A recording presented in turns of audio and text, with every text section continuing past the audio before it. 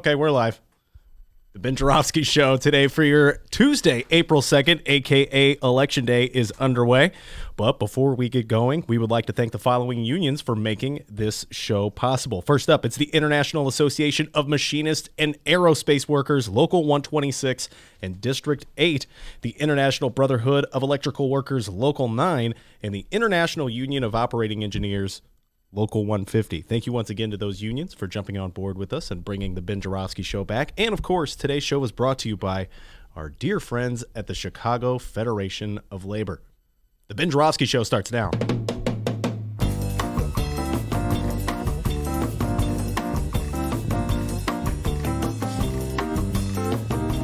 It is Tuesday, April 2nd, Election Day, and live from the Chicago Sun-Times Chicago Reader Studio on Racine Avenue, this is the Ben Joravsky Show.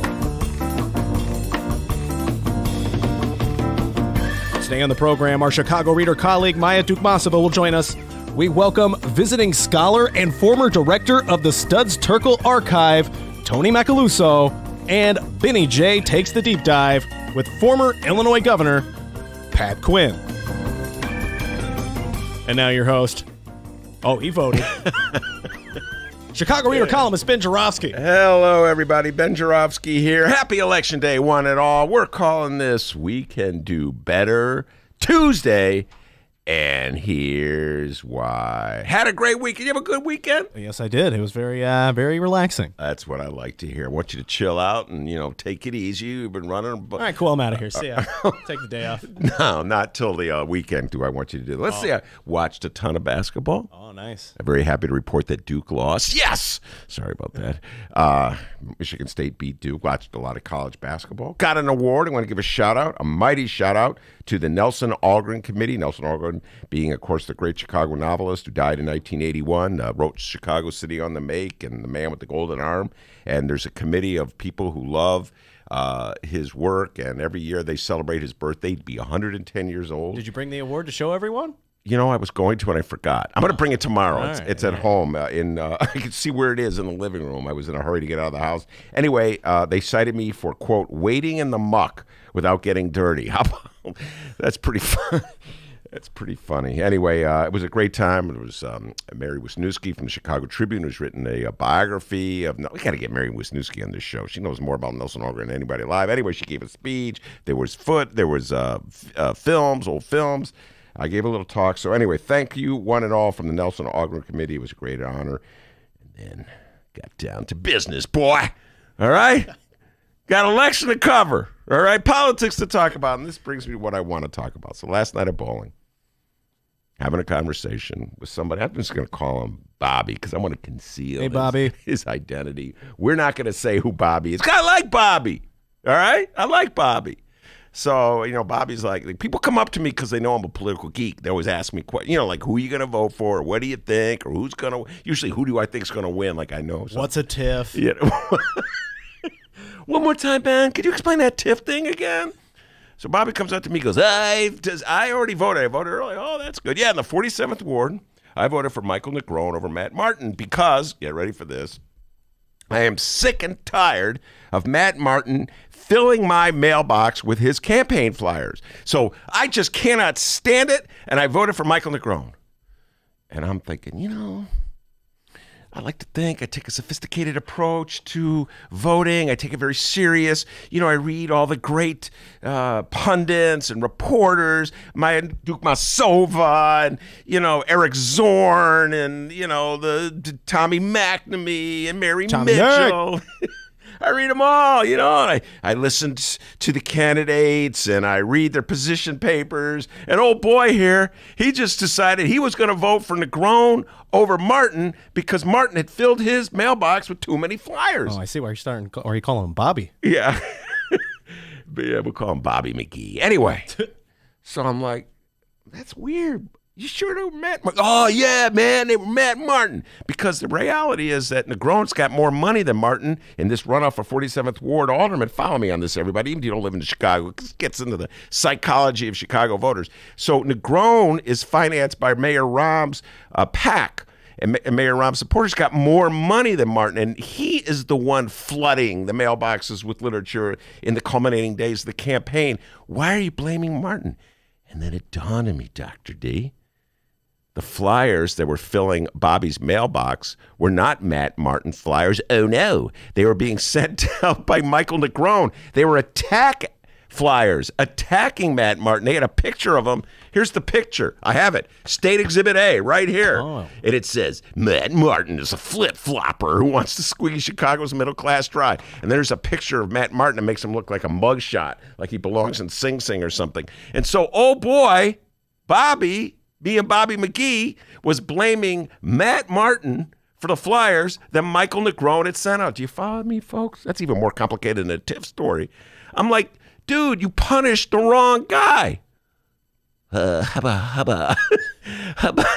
His vote counts as much as mine. His vote counts as much as Maya's. Maya studies all the issues. She studies all the candidates. His votes counts as much as yours, Dr. D. Oh, God, come on, folks. You know what? I told Bobby, you got to be listening to the Ben Joravsky show every day. We break it down. We have analysis. Don't vote. I guess, I don't know. I've heard really dumb reasons for people voting why they vote the way they do, but this one may be the worst. He voted for Michael Negron because he blamed Matt Martin for filling his mailbox with too many flyers, when in fact the flyers that were filling his mailbox were hit pieces sent out by Michael Negron. You punished the wrong guy. All right, we're going to do better from here on out, Chicago. Starting today with this great show. As Dennis said, Maya Dukmasova is sitting right there. She's eating she's fortifying herself. She got here early. Love it when guests come early. She's eating a salad that looks delicious. For us. Yeah, she might have bought some lettuce for me and the doctor. Anyway, she's fortifying herself. She's coming on at 1:30. Also here early, Toni Macaluso, who is the archivist, or was the archivist of at the Studs Terkel collection. Fascinating stuff. Studs Terkel, of course, for you youngsters, a legendary Chicago journalist, a radio man, writer, and was a great interviewer. And folks, any kind of historical record about Chicago past, going back to like the 50s through the O's, you can find it with an interview with Studs Terkel. So we're going to be talking about Chicago politics then and now, and some of the good nuggets that are in the collection. And then at 2:30, the governor will be stopping by. Pat Quinn, the former governor.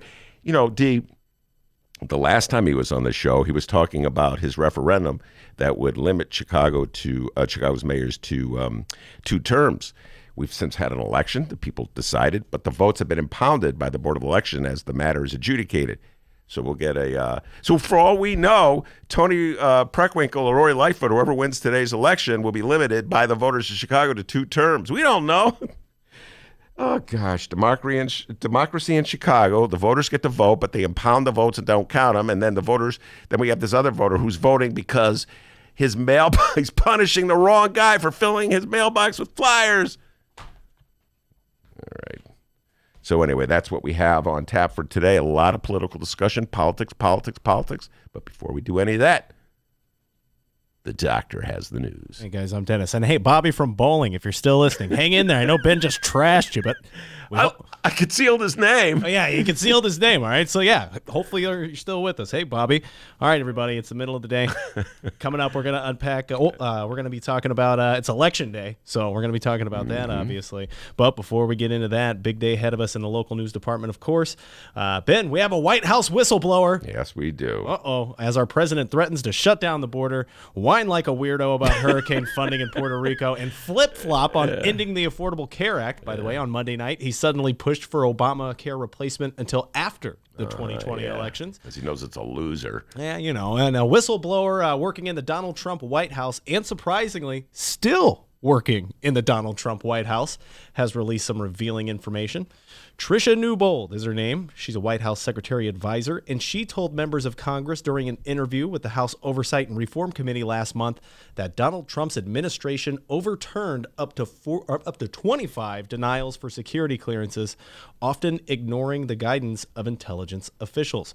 Newbold has over a decade of experience with clearances, and according to a letter/memo released by one Elijah Cummings, these individuals had a wide range of serious disqualifying issues involving foreign influence, conflicts of interest, concerning personal conduct, financial problems, drug use, and criminal conduct. Yes, indeed. Elijah Cummings, of course, is the congressman from Maryland who's overseeing the investigation into, what should we call it, clearance gate, security clearance gate at the White House, where Donald Trump doesn't care about the backgrounds of the people he's giving clearance to. I find this fascinating at so many levels. On one hand, and boy, Maya can really talk about this, government is always limiting the amount of information they'll release to us, not just the national government, but the local, state government as well. They always limit the amount of information they will release to us, the people, because, like, we still don't even know, for instance, who the relative of Jussie Smollett was, who contacted Tina Chen, who then contacted Kim Foxx. So there's things that, you know, starting that whole ball going. So they always limit information. But here in the White House, you know, they're supposedly protecting us when they limit the information. They're protecting the identity of various people who have, you know, or their phone numbers, or they're protecting, you know, like the like proprietary information, whatever. They always have a reason for it. Here we have it turns out in the White House that the people that should be limited their access to this information are getting open review of it just because Trump says let them have it. You know, so the whole process that's set up to protect us from having people who see stuff they shouldn't see is out the window in the White House. But when it comes to releasing information to general people, you know, like Maya or Ben or Dennis or Miles, who just showed up, our editor, oh no, you can't see the information. You can't see it, but our pals can see it. So I have a lot of appreciation for Tricia Newbold, a very gutsy woman at the White House. She has served, I think, for under 3 different presidents. She's been there for a while. She's a career civil service employee. She testified against the Trump administration and then went to work. How about that for guts, D? You know what I mean? She's got a lot of guts. I mean, can you imagine, you know, how Donald Trump treats people that he doesn't like? Can you imagine being in the workplace with him? So hats off to Tricia Newbold. Took a gutsy stand, and just once again exposes the utter hypocrisy of government, where they limit the public's access to information and then just let their whatever crony or pal in on the goodies. In other news nationally, holy crap, a lot has happened since Friday, Ben Joravsky. We have a 2020 Democratic presidential candidate update. And yep, it's that one. Mm-hmm. Oh, Lord. So last week we covered one of many 2020 election polls to come from election poll junkie Nate Silver and 538.com. The poll ranked our 16 2020 Democratic hopefuls looking to take down Trump. And number 1 on the poll, yeah, the guy who hasn't even officially announced, Grandpa Joe, former Vice President Joe Biden. It'll be interesting to see where Biden ends up in the next poll. Now, this could just be a coincidence, Ben. It could be a coincidence that the following news came shortly after this poll. It could be. Mm-hmm. Yeah, probably isn't. But could be. I mean, it isn't, but it could be. Lucy Flores, a former Nevada state assemblywoman, wrote an essay for The Cut in which she recalled the 2014 encounter in which Biden touched her shoulders, leaned in to smell her hair, and kissed the back of her head. In an interview on CNN, Flores said such behavior should be, quote, disqualifying for a presidential candidate. By the way, should be noted, Lucy Flores was a campaign surrogate for 2020 presidential candidate Bernie Sanders during his 2016 presidential run. Yes, indeed. And then since that, Lucy Flores' essay, which was Friday, was it? Yeah. It was Friday. I remember because immediately like 3 different people sent it to me. Look at this. Because we were talking about Grandpa Joe, all right? Grandpa Joe Biden. And since then, there's another woman that's come forth. Amy Lapos, a Democratic aide. She told the Associated Press that she was at a fundraiser in Hartford, Connecticut in 2009 when Biden, quote, wrapped both his hands around my face and pulled me in. I thought, oh, God, he's going to kiss me. Instead, he rubbed noses with me. She described him as a, quote, absolutely disrespectful of my personal boundaries. Yes, thank you. You stole the idea that was right in my head. I remember seeing, but I didn't remember her name, so thank you for doing that, D. Yes, apparently Joe Biden has what I might say issues with personal boundaries and space. And I know types of people like that. It's I don't even know if I was saying to Maya before the show, it's a generational thing, but now I'm thinking about it. There's a lot of guys of all kinds of generations just got that kind of like boundary issues, they cross that line, and it's hey, dude, just back off, but when it's the case, like sometimes they're really friendly, they do it with a smile. I guess Grandpa Joe did it with a smile, so it's easy just to, you feel like maybe I shouldn't complain. He seems nice, but I don't like him touching me or kissing me, etc. And there are a lot of people with boundary issues, men and women, I should say. A lot of people just come right up to you when they see you right away and give you a big hug and a kiss, and it's like, can we just like shake hands and just talk for a while? Well, it's funny you say that. Nancy Pelosi has weighed in on the allegations against Joe Biden. She gave advice to Biden during a speech today. Pelosi said to Biden, quote, don't be so touchy-feely. Keep your handshakes at arm's length. And pretend that you have a cold, and I have a cold. That's what she said. She said that? Yeah. You know, I like Nancy Pelosi. I'm getting a lot of heat from my lefty friends, but I like Nancy Pelosi. David Fair is coming on the show. I think it's later this week. He's going to be ripping Nancy Pelosi from one end to the other. But I like Nancy Pelosi. And it looks like a handful of his maybe 2020 presidential opponents. Once again, he's yet to announce he's running, but a handful of his potential 2020 presidential opponents weighed in on the allegations. First up, here's Massachusetts Senator Elizabeth Warren. I read the op-ed last night, I believe. Lucy Flores, and Joe Biden needs to give an answer. And here's former Obama cabinet member Julian Castro. I believe Lucy Flores. I believe that the vice president put a statement out today. He's going to decide whether he's going to run or not, and then the American people, if he does, will decide, whether they support him or not. That you can't argue with that. He's going to. He's going to decide whether he wants to run, and the American people to decide whether they want to vote for him. Yep, you got to know when to hold them. Hey, that's that's a guy talking who doesn't quite know what to say, so he's going to say something, and then, I said something. Now I can move on and talk about the Cubs. All right, Team Joe Biden pushed back on the allegations of sexual misconduct Monday by blaming right-wing trolls, saying, quote, "These smears and forgeries have existed in the dark recesses of the internet for a while. And to this day, right-wing trolls and others continue to exploit them." Yeah, well, I mean, he's got a point that there are right-wing trolls who are losing their mind right now trying to besmirch his reputation. On the other hand, Lucy Flores is not a right-wing troll, and her account is pretty credible.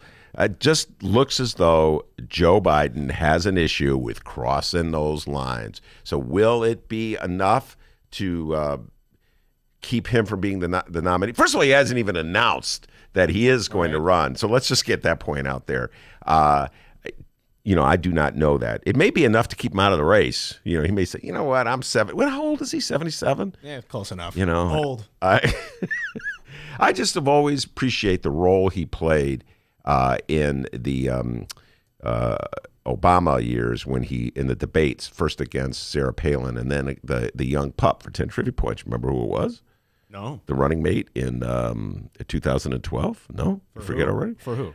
For the Republicans. Mitt Romney was... Oh, you've asked me this on the show already. It's Paul Ryan. Very good. Did you get it right the first time? Yeah. All right. Come on, man.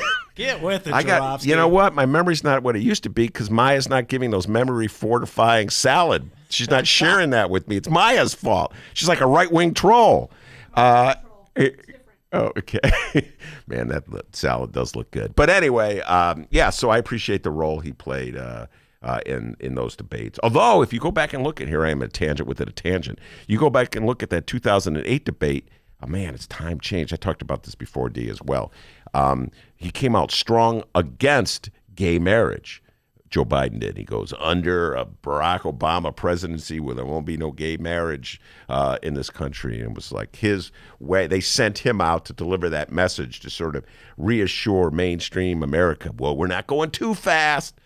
So he's not a perfect man. I am not a perfect person, but he does have those issues. Come on, Grandpa. Just back off, all right? Now, of course, we'll keep you posted on these stories. Hey, eyes off the salad, man.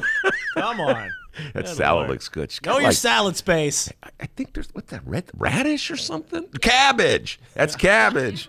And dang. Tell you what, that Maya knows how to make a salad. And now, of course, we'll keep you posted on these stories, minus the salad one, as today's program rolls along. Benny J, it's Election Day, buddy. You ready to find out what's going on in Chicago and or Illinois? I was born ready. I love that answer because coming up after the break, people, we are going to find out what else is news. I cannot wait. It's the time of day where the doctor plucks that little trick out of his little sleeve. We'll see what it is when we return.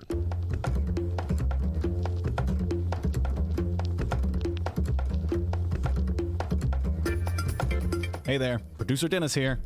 Thanks for finding and listening to the brand new Ben Joravsky Show. All right, so here's how this works. The Ben Joravsky Show live streams on the Chicago Sun-Times YouTube channel Tuesday through Friday, 1 until 3 p.m.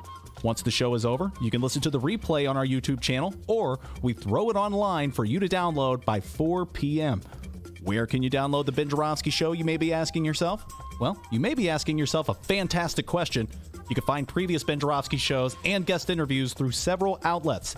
The Chicago Sun-Times Online, chicago.suntimes.com, the Chicago Reader Online, chicagoreader.com, and wherever else you listen to your favorite podcasts. Apple Podcasts, Google Play, pick one. Just search for The Ben Joravsky Show. J-O-R-A, V as in victory, S-K-Y. So, let's recap. Tuesday through Friday, 1 until 3 p.m. Live streamed on the Chicago Sun-Times YouTube channel and downloadable by 4 at chicago.suntimes.com, chicagoreader.com, and wherever else you listen to your favorite podcast. Yes, The Ben Joravsky Show is back. We're live and downloaded. Tell your friends and enjoy the rest of the show.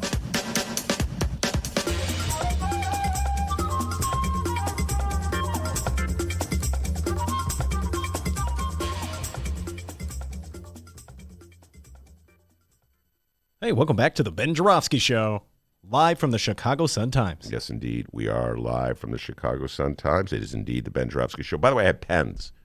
There's always a shortage of pens around here. Just want to announce to the world that I went on the way to work today. I bought pens. So if you need a pen, Maya needs a pen, interrupting that salad with writing a pen. utensil pen. P-E-N. There we go. As this. I'll show it to the cameras. There you go. Show those. And Miles, you want a pen? I got pens. All right. So, you know, there was a pen shortage at the Chicago Sun-Times. Today's Ben Joravsky Show brought to you by Salad and Pens. Yeah. So, got pens. You need a pen? Come on down. I'll get you a Why pen. are we talking about pens? We're about to find out what's going on locally. It's time for What Else is News, and the magic number is 0. Oh, yeah. That's right, because today is the 2019 Chicago runoff elections, and tonight Chicago will elect its first African-American female mayor. Who will it be? Cook County Board President Toni Preckwinkle or the former prosecutor and former Chicago Police Board President Lori Lightfoot? Oh, the anticipation. Can you feel it? Anticipation. Please stop singing. sorry. Go back to talking about pens. By the way, we asked all of you on both our Facebook and Twitter pages some questions about your voting experience today or your early voting experience. At Benny J Show is where you can find us. Any suspicious ballot behavior where you voted? How was the turnout where you voted? And, of course, who did you vote for? Feel free to leave us your comments, and please weigh in on more than the mayor's race if you'd like. Who'd you vote for treasurer? How about alderman? Once again, that's at Benny J Show. We will be reading your posts at the top of the second hour. All right, Ben Joravsky, before we get engulfed by runoff election fever here, we have to talk about yesterday's Kim Foxx protest.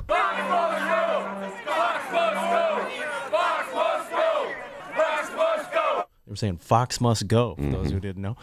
The following comes from Stefano Esposito and Rachel Hinton of the Chicago Sun-Times. The Chicago Fraternal Order of Police rallied outside Kim Foxx's downtown office, clashing with a counter-protest in support of Kim Foxx. The union representing the city's rank-and-file officers is upset, and they may have officially gotten too upset, if you ask me, Ben, that the state's attorney Kim Foxx office dropped all 16 charges last week against Empire actor Jussie Smollett, who was accused of staging a hate crime attack against himself. The confrontation escalated between the two groups when community activist Jamal Green and former Chicago mayoral candidate Jamal Green approached 38th Ward Alderman and, yes, former guest on the Ben Joravsky Show, Nick Spazzato, who sat in a wheelchair holding up a "We Support the Police" placard. We're going to go ahead and play a little bit of that right now, and hold on. We will not be intimidated. That's not how we do. That's just not how we do elected officials. We will not be Listen, intimidated. you leave the activism on. You leave the activism, the FOP, and everybody on the streets. You get in there and do some work, man. I work my ass off every day. Then what are you doing out here? Shame on you. Why are you out here, man? Shame on you. Why are you out here? Shame on you. Spazzato for mayor, baby. He's out here for justice. right. Spazzato We gonna will lose his not be intimidated. Spazzato gonna lose his seat. All right, there are a few more videos from Jamal Green at the protest, including one of a guy saying Laquan McDonald should have been shot more than 16 times.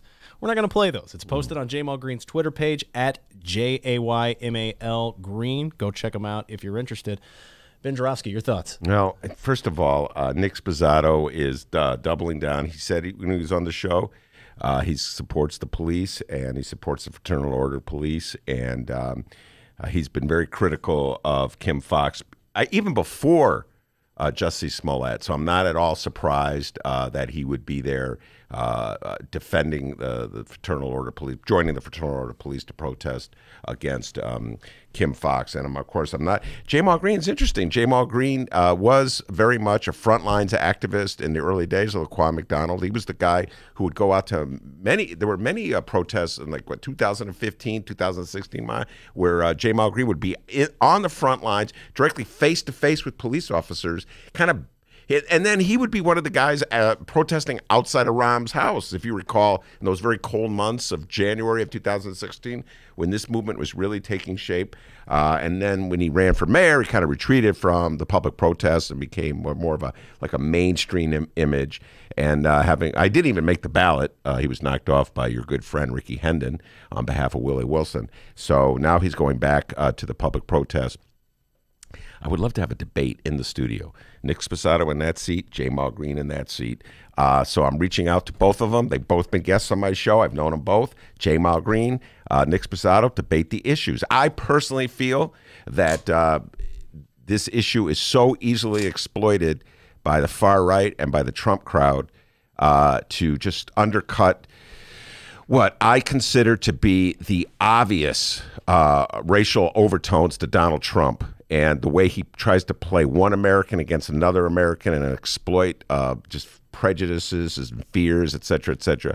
And this plays right into Trump's hands. And I wish, well, Maya told me something. We'll get to this when she comes on. I did not know this. She said there were some white supremacists from Indiana in that crowd. So see what I'm saying? You're playing with fire, and you got to really watch, in my humble opinion, who your allies are in this struggle. Like I said, there are more videos on Jamal Green's Twitter page. Go check him out, Jaymalgreen. No E at the end, just regular green, like the color. Go check him out. All right, everybody, it's Election Day, and we need to talk about the mayor's race. Our mayoral candidates spent the final hours and days of their campaigns touring the neighborhoods. Both Lightfoot and Preckwinkle chose to spare the glorified rallies and speeches. Instead, they decided, it's handshaking and baby kissing time. That's right. Lightfoot's weekend neighborhood tour included stops in Lakeview, the northwest side, the southeast side, and far south side neighborhoods like Roseland and Beverly. Although polls are showing a victory, the Lightfoot campaign is keeping their foot on the gas. Here's State Rep Robin Kelly. She joined Lightfoot. Congresswoman. Congresswoman. I knew I was going to get that wrong. She joined Lightfoot on her neighborhood tour this weekend, saying, quote, "I don't care what the polls say. We cannot leave a stone unturned. We have to do everything we can do. We have to run like we are behind. Don't take anything for granted." Yeah, well, I agree. Polls are not the polls don't vote.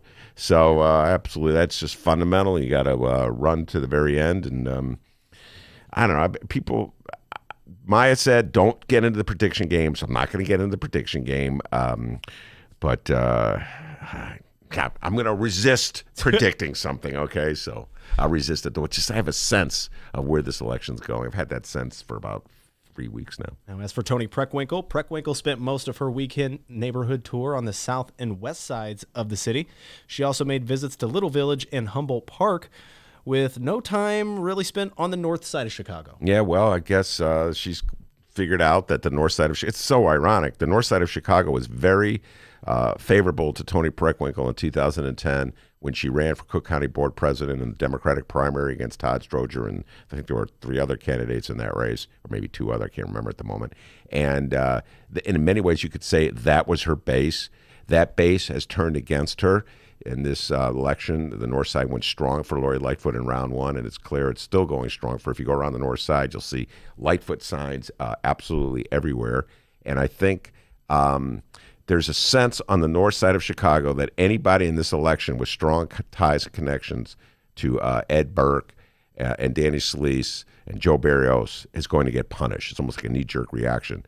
Although you could argue that the policies of Ed Burke, Joe Barrios, and Danny Scalise have mostly benefited people on the north. You can make that argument, Maya. So I could make the argument that people on the north side are voting against their self-interest and people on the south side are voting against their self. I can make the argument that up is down and down is up in the city of Chicago. In fact, I make that argument all the time. So anyway, I'm not surprised that Toni Preckwinkle is avoiding the north side. We have an interesting story to tell about Lori Lightfoot avoiding a certain constituency, and Maya will be talking about that in a little while. So everybody's ducking and dodging and just trying to figure out where, I guess, their time is best spent as we come down the stretch. Well, shout out to live streamer Odessa. She puts, I love pins. Can't get enough pins. Okay, no pin talk. Look what you started, Ben. Hey, man, look at this nice pen I got here. You sure you don't need one? All right, Pen Joravsky. Let's move on. Oh, here. You like that, right? You get it? He's got 1 million of them, ladies and gentlemen. All right, Preckwinkle's top allies kept encouraging voters to focus, and not pay attention to all the Lightfoot endorsements and poll talk and keep their eye on turning out in big numbers. Here's Westside Alderman Jason Irvin, quote, "It's not the numbers that you see in those polls. It's the heart of the people that we have to know and be concerned in working with." The heart of the people. Okay. Well, you know. And Ben, before we go any further here, from start to finish, what are your overall thoughts on the campaigns ran by our two mayoral candidates? Oh, my God. Are we talking about this with Maya? I've not been impressed with this campaign. I'm not, well, as I started off by saying, I've not been impressed in general by the tone and tenor of any of the campaigns that have come out. And I can talk on and on about this in regards to, we can talk about this in the treasurer's race. We can talk about this in my own aldermanic race in the 47th Ward. It seems as though Chicago is devoid of ideas. I said this last week. I'll say it again. The candidates who run for office are afraid of putting ideas out there because they don't want those ideas to be turned into attack ads. And so they just run on platitudes. They run on attacking the other, these ad hominem attacks against each other that serve really no purpose, distort and demonize their opposition. And so I don't think this has been a healthy time, a particularly healthy time for democracy in the city of Chicago. All right, we do have some early voting numbers to discuss as well, but we're just going to put a pause on it right there, because just like that, you're now in the know of what's going on in Chicago, and now you will have an answer. The next time someone asks you, hey, what else is news? Let me tell you something. What? I want to tell you something that Bobby at bowling thinks. Oh, hey, Bobby. Something that is your real name. It's not really his name. I'm concealing that information. Bobby Dillon, one of your favorite singers. Oh, that's sarcasm. And me and Bobby McGee. They all agree you did a great job. Give yourself a raise. Take it out of petty cash. Maya has finished her salad. She's ready to talk politics. We're going to bring her on right after this. Didn't save any for you. No. Nope.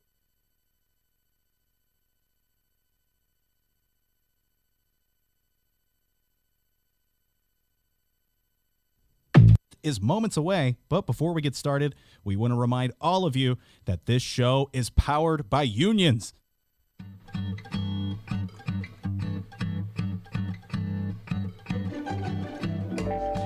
If you would like to advertise with the Ben Joravsky Show, and who wouldn't, contact Tracy Boehm at publisher@chicagoreadercorp.com. We have several advertising options for your business or organization, and quite frankly, we would love nothing more than to tell our listeners all about it. Once again, that's Tracy Boehm at publisher@chicagoreadercorp, that's CORP as in Paul.com, to advertise with the Ben Joravsky Show, the Chicago Reader, and the Chicago Sun-Times. We look forward to plugging you. Okay, well, that came out kind of weird. More of the Ben Joravsky Show live and downloaded in moments.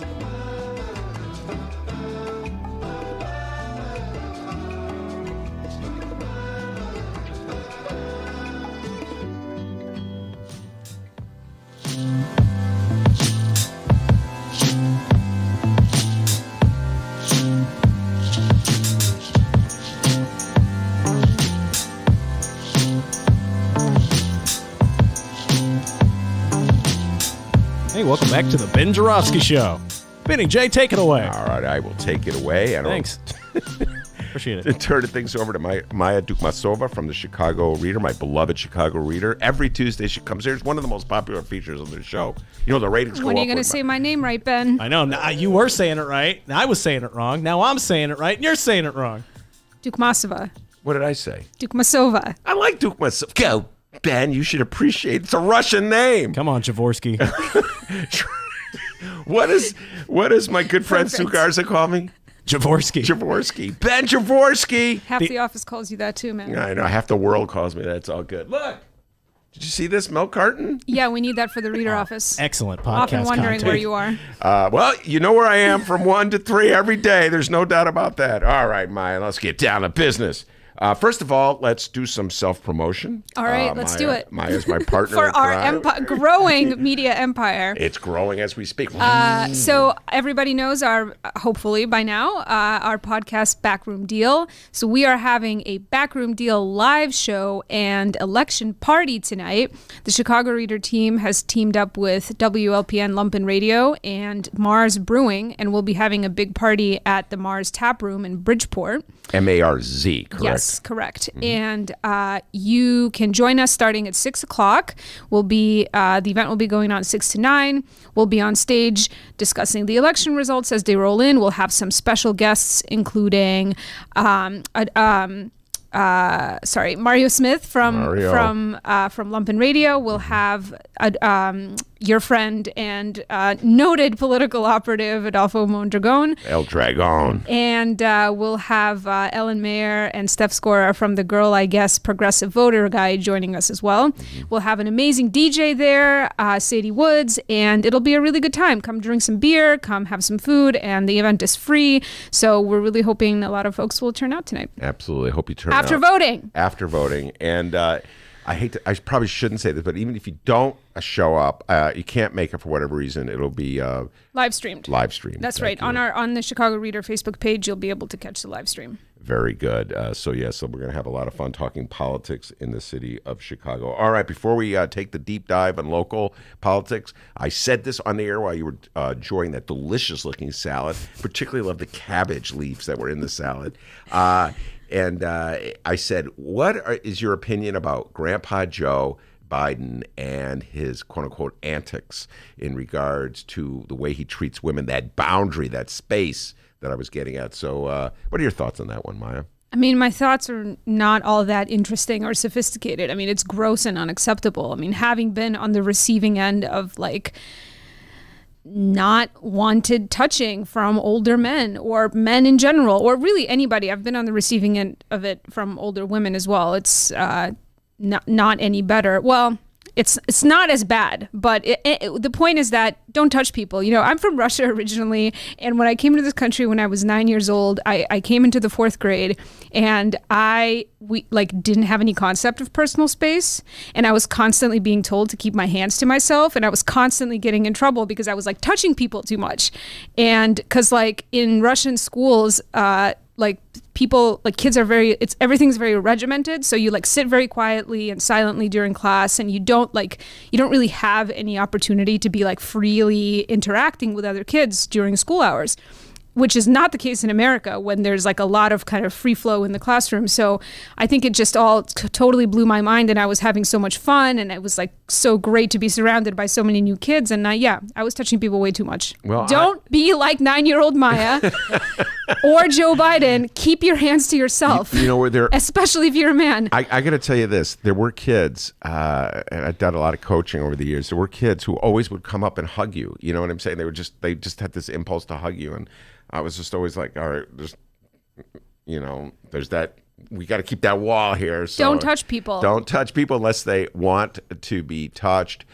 Somewhere I got a feeling in the back of the mind, the guy who's doing the touching in that moment is hoping that it may lead to something else. If you follow and I don't know the way that this whole incident was described by this state legislator from wherever it was, Nevada. It's like a situation where she described it happening in public, so it's clearly some kind of strange power move. I think fundamentally, one, don't touch people, but two, if especially don't be touching people if there's such an immense power differential between yourself. You are the vice president of the United States.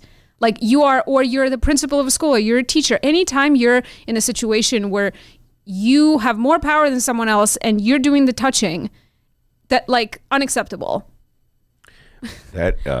Let's move on. Yeah, let's move on. But that's a very good point there. And before you guys go, you guys are doing your thing at Bridgeport tonight at Mars. That is correct. Yes. All right, a big party.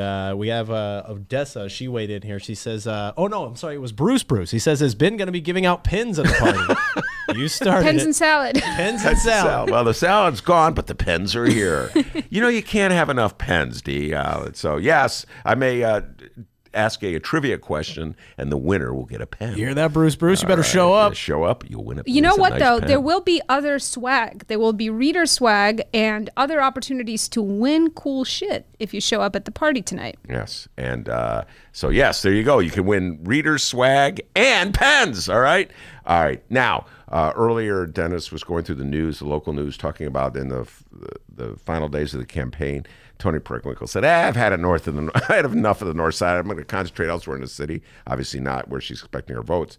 Lori Lightfoot made a calculated decision as well that affected one Maya. Maya, explain what happened on Saturday at that house. So, I mean, actually, both of them made calculated decisions, and it really doesn't matter that much that it affected me, but it affected a whole lot of other people who should matter more than they do matter more than I do. So for over a month now, the Chicago Housing Initiative, which is a coalition of more than a dozen community organizations that are fighting for access to affordable housing, the preservation of public housing, and various other issues surrounding fair, accessible, sanitary, clean, safe housing in the city. They had, for over a month, been planning this mayoral candidate forum. They actually started planning it even before the runoff election for whoever was going to be in the runoff. So as soon as the runoff election results were in, the election results were in, and we knew who was in the runoff, they started reaching out to Toni and Lori. So for weeks, both of the candidates had been committed to the Saturday morning forum on housing issues that happened this past Saturday on March 30th at Mount Carmel Baptist Church in Bronzeville. So So they're preparing myself and Alden Lowry from WBZ. We're supposed to be the moderators of this forum. And the coalition of these community organizations had worked very hard to create like a pretty extensive list of questions for the two candidates. The whole point of this was to have a substantive debate on a variety of issues, not to have just a bunch of platitudes thrown around, but they really put a lot of thought and care into constructing the questions in a way that was going to be informative for the audience. About 800 people said they were going to be coming to this thing. And as the last week progressed on Tuesday, I believe, Rainbow Push announced that they were having a big event with Al Sharpton on Saturday morning at exactly the same time as the housing forum was supposed to be going on. All right, so I don't know at what point Al Sharpton decided that he was going to come here. I'm sure it was probably very sudden, but the way that this event was being advertised was that it was going to be this big reconciliation-minded type of event with Toni and Lori. Al Sharpton was going to give a speech. This was going to be televised. It was going to be on the radio. A giant, Rainbow Push operations, they're big. There's a lot of media involved. It's a big deal. So, the organizers of this housing forum saw this advertisement. They heard from Toni's people, who said that Lori was going to be going to this forum, and that if she was going to be there, Toni needed to be there too. I mean, to this event with Al Sharpton, and if Lori was going to be there, Toni needed to be there too. Kind of panic ensued, and the housing forum organizers started trying to get in touch with Lori's campaign to figure out what was going on. And for more than 24 hours, so they started reaching out to them when they heard about all this on Thursday, because the Rainbow Push event barely got any advertising because it was so last minute. So Thursday, they start reaching out, nothing, no response whatsoever from Lori's campaign. When they had been very communicative and responsive all along for planning this forum, they didn't return a single call or text message of the dozens that the housing forum organizers put in. I started reaching out to people I knew affiliated with Lori campaign. Same thing, no real answers. And finally, at 8:30 p.m. on Friday, before the morning of this forum, Lori's people said she wasn't going to be there. And Toni's people had promised us that they would come, that they would go to the Sharpton thing in the morning earlier, and then come a little bit later than expected to the housing forum and stay for an hour. So, this is what we wake up to Saturday morning. I get to Mount Carmel Baptist Church. I think the audience wasn't as packed as it would have been because news started spreading about this. I started tweeting about it, that Lori was backing out. So I think some people were maybe less interested in coming once they found out both candidates were there. And Toni shows up later than she said she would. And she stays for a total of like 15 or 20 minutes before shuttling back to the Rainbow Push event. And as Alden and I get up to start asking questions, that's when we learned that she was only going to be there for 20 minutes. So we had an hour's worth of questions planned.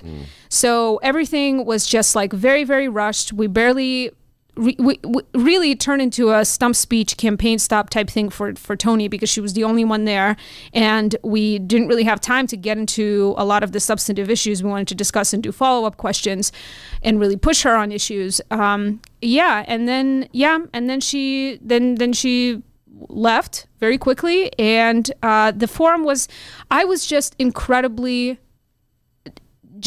disappointed and shocked at the disrespect shown by Lori's campaign to these housing forum organizers, because these community organizations that Chicago Housing Initiative represents, some of them are seniors groups, some of them are groups of homeless people who are organizing, some of them, a lot of these groups are led by people of color, working class and poor people of color, women, and just to have committed to something for weeks and weeks and weeks, and then at the last minute something cooler comes along, and you're just like, you just flake out. You flake out, and you don't even have the decency to own up to it until 8:30 p.m. on the previous night. They didn't send a proxy?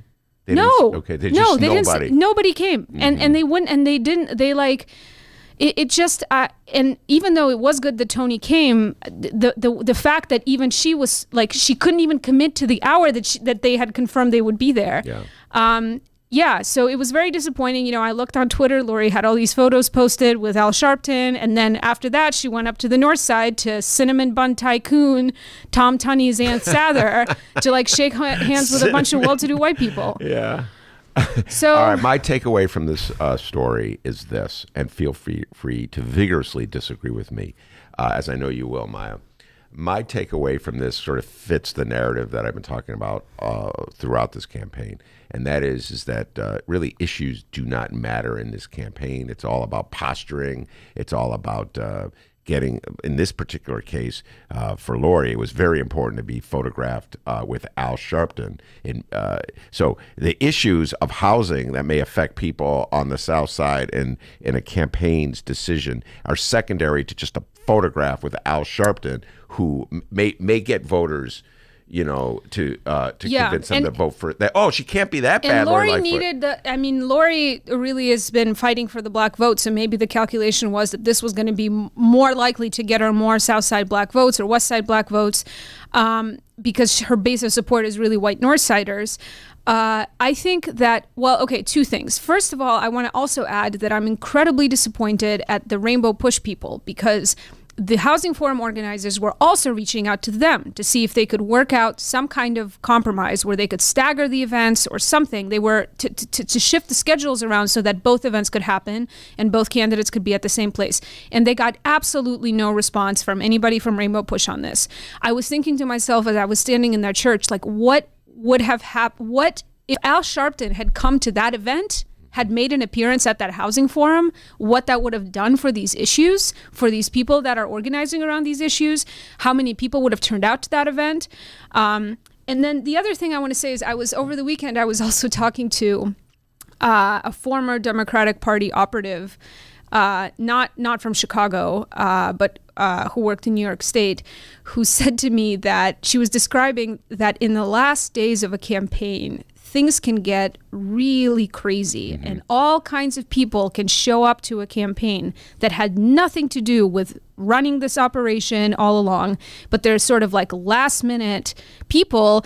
She actually used the words nothing burger dickbags from Washington D.C.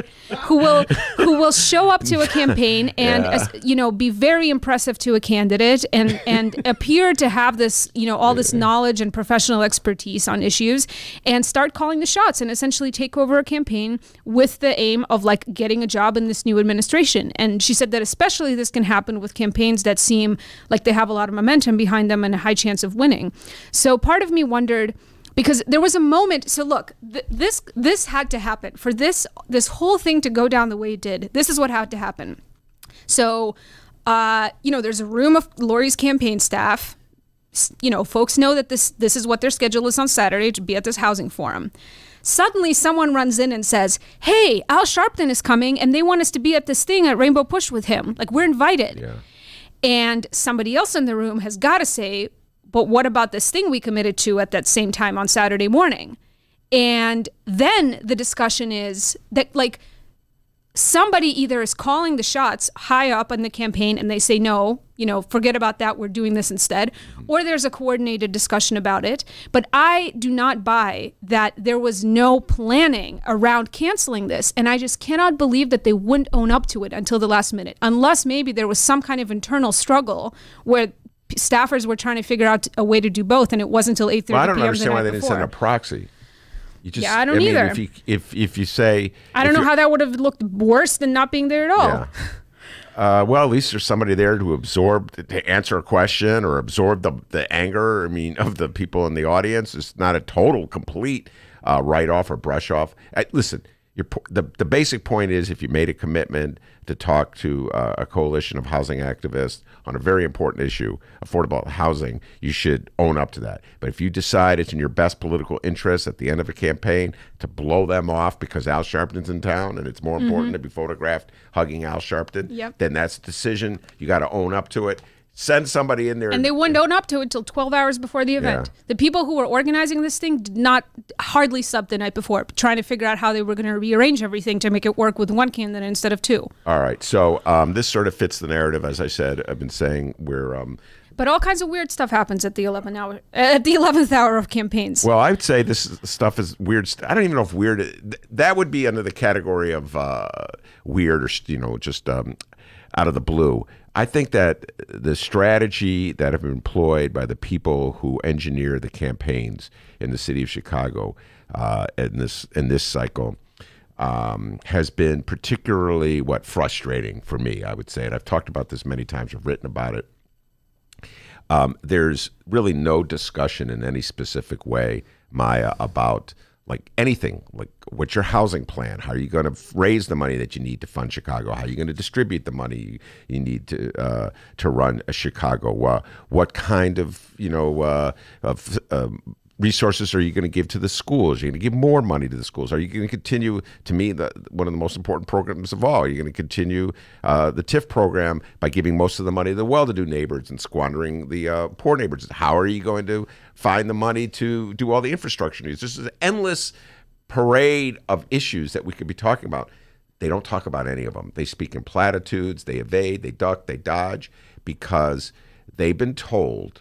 We had Erica Wozniak on the show last week. She ran for alderman to 46th Ward, and she told a story, didn't have to do with issues, but how her campaign strategist told her not to wear red lipstick, really dark red lipstick, because that would turn off voters. So they were like, that's the kind of things, these cosmetic things. So stay away from. You know what? Yeah, people who run campaigns, I don't know. There's a special place in hell, I feel like, because somebody's got to do it. But you're right that all of these decisions about how these candidates behaved, at the end of the day, they're made by these people in these back rooms who decide on what matters most and who decide on what actually, oh yeah, a picture with Al Sharpton, that's what's going to get you the vote. It's all.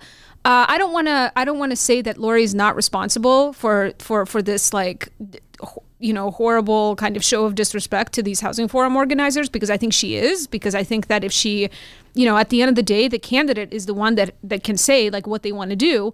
But I'm sure that there was lots of pressure and advising and whispering that happens in these candidates' ears about what's the best way, what's the thing that's going to appear most palatable. And, we talked about this a lot with Tony's campaign over the course of this too. But actually, speaking of Erica in the 46th Ward, I would be remiss not to bring up what I did this little story yesterday about another strange 11th hour tactic of electioneering that was documented and investigated in the 46th Ward. Incumbent Alderman James Kappelman was showing up to nursing home polling places. So, folks may know that there's early voting usually at one site in every ward for a certain period of time before Election Day. But there's also early voting that happens specifically at nursing homes that can request to have the Board of Elections set up a polling place to accommodate the residents. And so in the 46th ward, there's 4 nursing homes that function as polling places in the Friday to Monday before Election Day. And so Kappelman was coming to these places with trays of cupcakes that said in frosting and on the top, Team Kappelman. Yeah.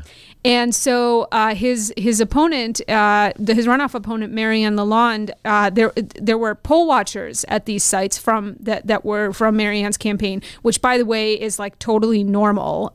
Poll watchers are usually from one or the other campaign, and they can be neutral people too. But anyway, so these poll watchers photographed him dropping off these cupcakes, and complaints were made to the Board of Elections, and the investigators came out. They were like, yes, this is electioneering, and they got rid of the cupcakes, and it was just, it was one of the most absurd stories of electioneering that I've ever seen or heard of.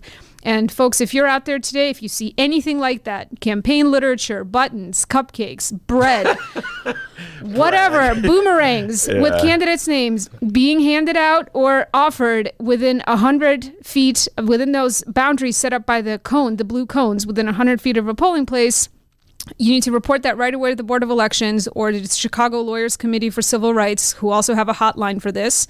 And you can also tweet us or tag us on social media with Backroom Deal Live hashtag to report these incidents so we can discuss them tonight at the party. And yeah, we would talk about them at the party. We would talk about that cupcake gate. And in the 46th ward, north side of Chicago, uptown area, my next guest, by the way, Toni Macaluso, is an archivist at the Studs Terkel Archive, or was the archivist anyway, and Studs Terkel lived in Uptown. So whenever I think Uptown, it's kind of in my mind. I remember going to Studs Terkel's house once, and big old house, not probably far from this very site. So the world is converging on the Ben Joravsky Show.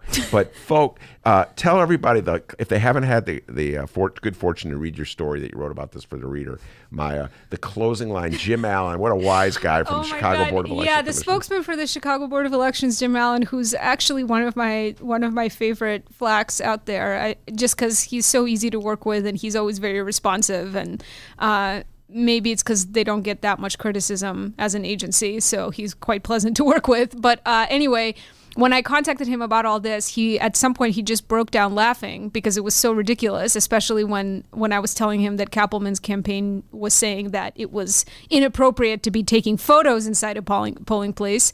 But at the end of the day, he said democracy was preserved, the cupcakes were not. Yes, no, that's good. By the way, I'm going to give a shout out to Jim Allen too, but I'm going to take it a different direction. I've had my moments with Jim Allen. We were on the opposite side of debates having to do with the Board of Election decisions on ballot challenges and that stuff.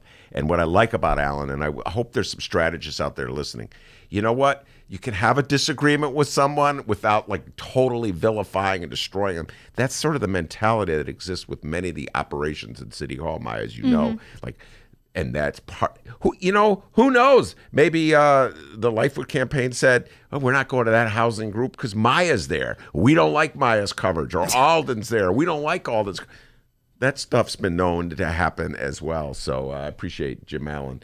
He's not afraid to tangle with the reporter, and then when it's all said and done. Yeah, and most importantly, he responds quickly. Yeah. He gets back to you quickly. Like, I feel like it's like a real, and I'm sure that there's lots of requests and demands on his time that come in all the time, but he has like an incredible ability to just be very responsive. All right, so before we bring Toni on to talk about the Studs Terkel Archive, it has a lot of connections to politics, a lot of great interviews that Studs Terkel's did down through the years on Chicago politics. Maya, one more time, where will we be tonight, and how can folks get there? All that good stuff. Yeah, so you can join us tonight for Chicago Readers Backroom Deal Live Election Night Party from 6 to 9 p.m. at Mars Community Tap Room at MARZ. That's the brewery in Bridgeport. And we will be there. Ben and I will be there. We'll have a great DJ, Sadie Woods. We'll have some special guests joining us for a discussion.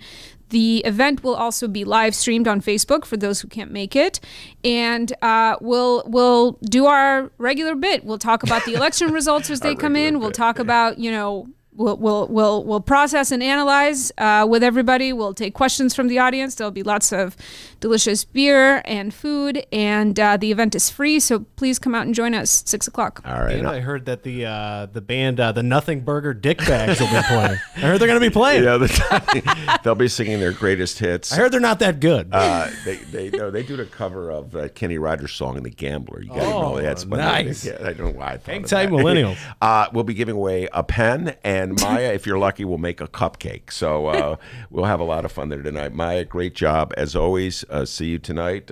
Toni Macaluso is sitting on deck. We're going to bring him on when we come back.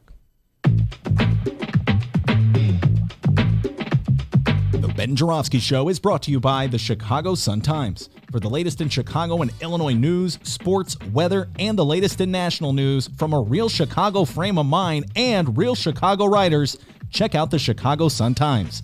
Read the daily paper or online at chicago.suntimes.com. And hey, if you have a little extra cash, subscribe.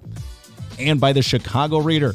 For a deeper dive in the daily Chicago news and for all of what's going on in this city, you gotta read the Reader.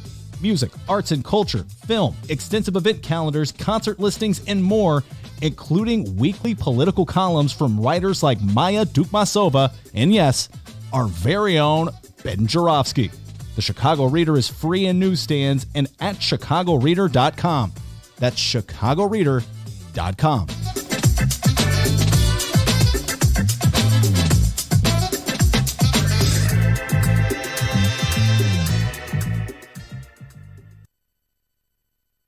Hey, everybody. Your Ben Joravsky Show, hour number 2 for Tuesday, April 2nd, a.k.a. Election Day, is underway. But before we get going into said hour number 2, we have to remind everybody that the Ben Joravsky Show was brought to you by unions. A couple of them, in fact, like the International Association of Machinists and Aerospace Workers, Local 126 and District 8, the International Brotherhood of Electrical Workers, Local 9, and the International Union of Operating Engineers, Local 150. We'd like to thank those unions for jumping on board with us here. And, of course, today's show is brought to you by our dear friends at the Chicago Federation of Labor. All right, hour number 2, let's go.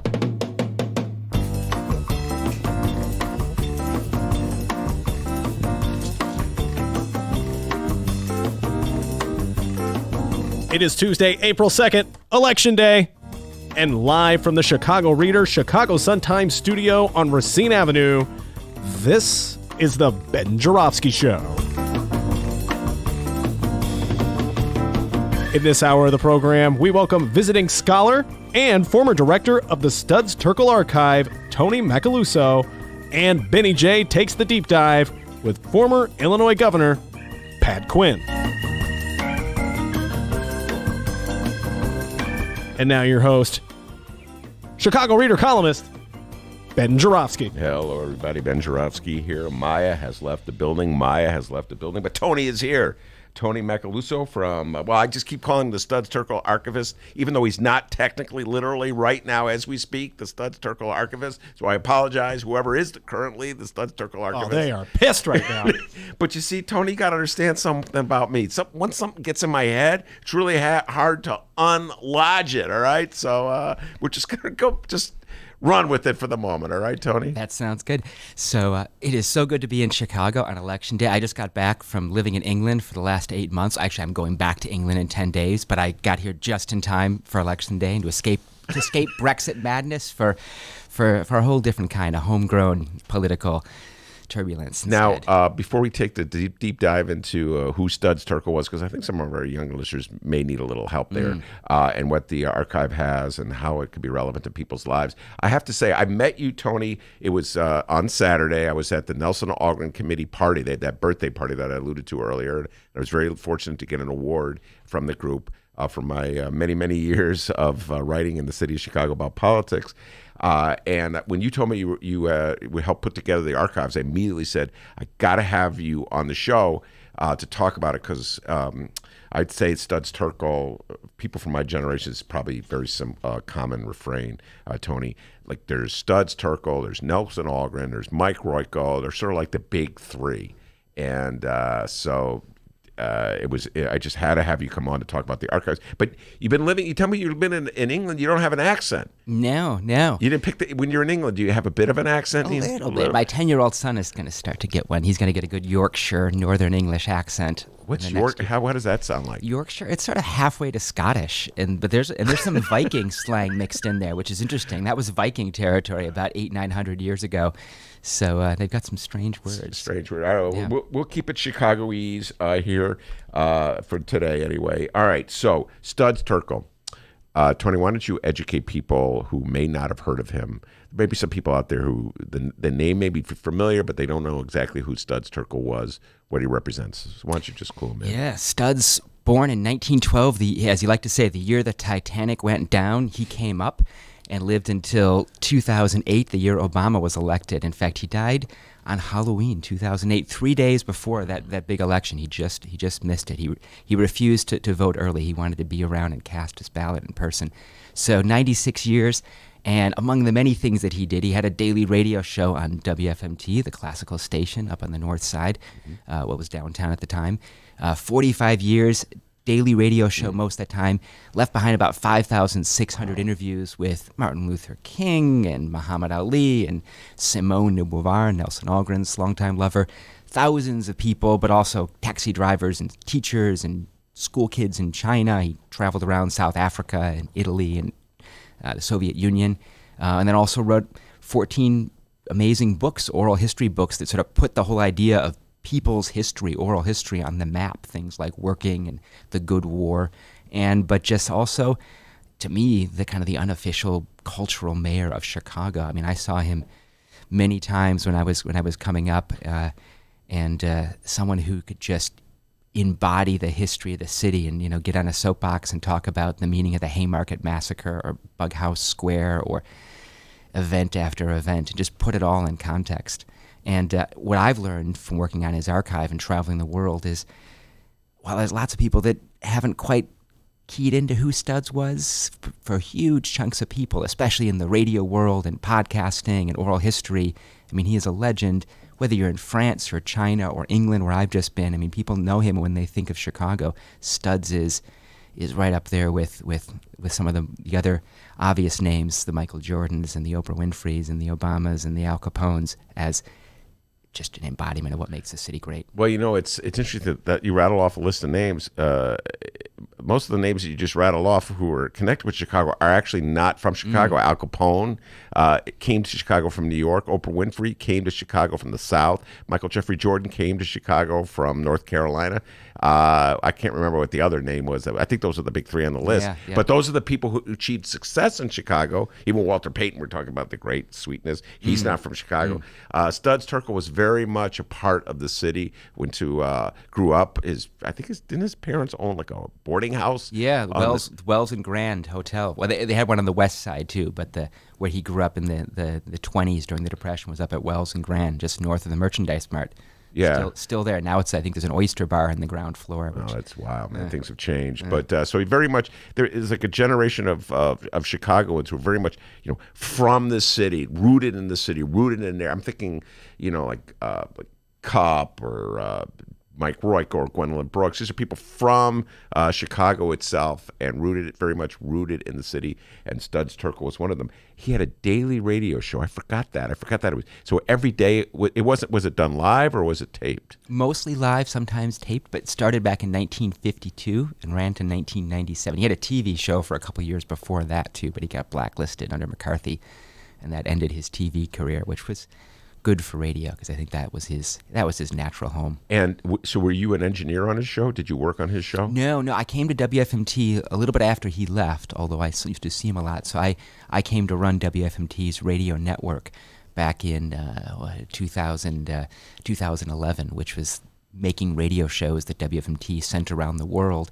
And, of course, Studs being part of the history of the station, we teamed up with the Chicago History Museum, which is who actually owns all of Studs' tapes, and started a long and wild project to make them all available to the world on this website, All right. Now, I have to say I get a little obsessive a lot of times. I've talked about this when I get on YouTube. I'll start watching old comics or Johnny Carson or what have you. Next thing you know, an hour has passed.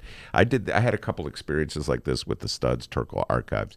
And it's these voices of famous people from the last century, really the second half of the last century, that are preserved forever. I'm thinking of Lorraine Hansberry, the great playwright from Chicago, and I think Bob Dylan there's an interview with a very young Bob Dylan. There's a couple interviews at least with James Baldwin talking about race, et cetera, et cetera. So how did Studs Terkel juggle this? How did he get all these famous people into his studio and to agree to sit down and talk with him for like an hour? Early on, it was just, it started with a lot of musicians, Big Bill Broonzy, the great blues singer, and Mahalia Jackson. But I think as word got around, especially amongst writers but also filmmakers, actors, that there was this guy in Chicago, and if you went on his show, it kind of blew your mind. It was 1 hour of just unbelievable, close listening, nourishment, humor. Studs actually read the books of every writer he had on the show. And so as time went on, I think people really sought him out. And he and the staff, Lois Baum, who's still around, who helped oversee his show for a long time, I mean, they really chose carefully who to have as guests, too. They didn't want celebrities just for the sake of celebrity, but people who could really hold their own for an hour conversation and just go deep into whatever the political, social, artistic, cultural issue might be. And so when you took upon yourself the challenge of preserving all these tapes, did you preserve absolutely every single one, or were you selective about which interviews got preserved? Yeah, well, fortunately I had loads of help. Allison Shine, who is the archivist, who's still working up at WFMT. But the amazing thing was, it was the Library of Congress, Washington, D.C., took all of Studs' tapes. They traveled across the country to this facility. It used to be, it was a Cold War era shelter for storing currency. Back during the Cold War, the plan was to have loads of U.S. dollar bills all shrink-wrapped on pallets, so if there was a nuclear war afterwards, there'd be money to roll out and restart the economy amidst the post-nuclear apocalypse. But that space was given to the Library of Congress as their video, film, audio facility. And so it was the federal government actually that digitized all this stuff. So they're still working away at it. They're about 2/3 of the way done, but they have this amazing group of engineers. The tapes are incredibly fragile, 60 years old, 40, 50, 60 years old, and you only get one chance to pull the sound off the tape because the chemicals start to peel off, and they have to be baked sometimes for 3-4 days in an oven before they're put into the machine to transfer them. So it was $1 million worth of labor from the Library of Congress. So wait, time out. So not all the tapes have been preserved then? There's still more that have of Studs interviews that's still in the process of being digitized, yeah. So, but 5,600, it's not every show he ever did, and there's maybe 1,000, 1,500 that didn't get saved, that got taped over. Because again, back in the 50s and 60s, the idea of even saving a daily radio show, it's incredible that they had the foresight to do that. And Studs loved his own art. I mean, he really, later in life, took incredible pride in the archive, and he would reuse it for shows too. If he was going to have on, Carl Sagan as an astronomer, he'd go back and find some older interview with another scientist to play at the top of the show. So he saw it as a living, breathing archive. And at the end of his life, he used to say, according to Lois and other friends of his, what's going to happen to all my tapes? Are people going to be able to actually use them? And of course, he didn't really see what the potential of the internet and the fact that they could be there just a click away for anybody to use. Yeah, and did you have any favorites? I mean, you must have listened to hundreds and hundreds of hours of interviews. To probably 2,000 of them, about one a day for the last 5 years.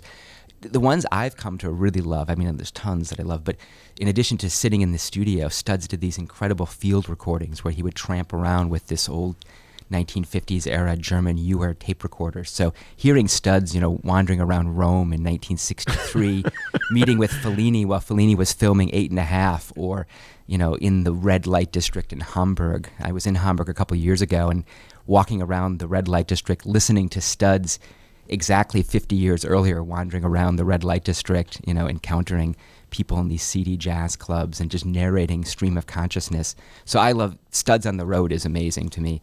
And by the way, I have to say one of my other favorites just popped in my mind. I wrote it down. Mel Brooks. Yeah. His interview with Mel Brooks. Mel Brooks does all these accents and stuff like that. So Studs was more or less a straight man in that one. You know, like setting him up. Quite a few of them. He's a straight man. Zero Mostel, the same thing. Zero Mostel pretends to burn down the studio with matches flying around the room and other things. Tony, did you bring any? We have some to play, D? We got some tapes? No? I'm looking at...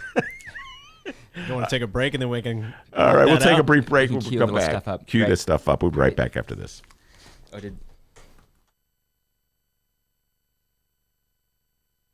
When you lose a loved one whose wishes were to be cremated, Chicagoland Cremation Options provides your family a dignified and affordable cremation service.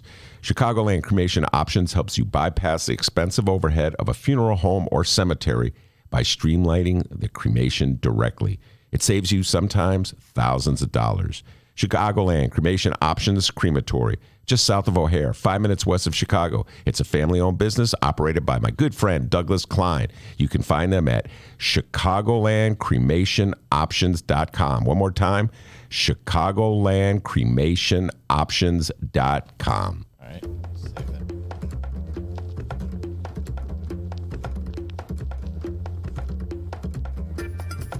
Hey there, producer Dennis here. Thanks for finding and listening to the brand new Ben Joravsky Show. All right, so here's how this works.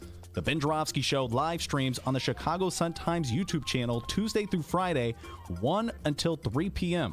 Once the show is over, you can listen to the replay on our YouTube channel, or we throw it online for you to download by 4 p.m. Where can you download the Ben Joravsky Show, you may be asking yourself? Well, you may be asking yourself a fantastic question. You can find previous Ben Joravsky shows and guest interviews through several outlets.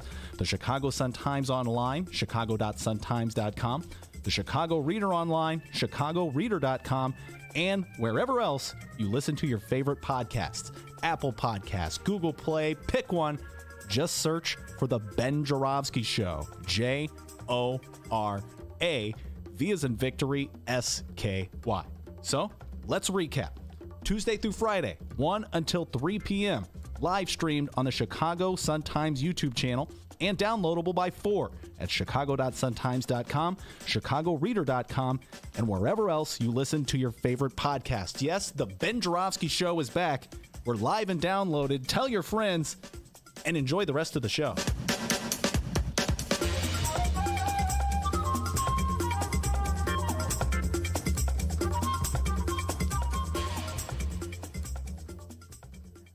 Hey, welcome back to the Ben Joravsky Show.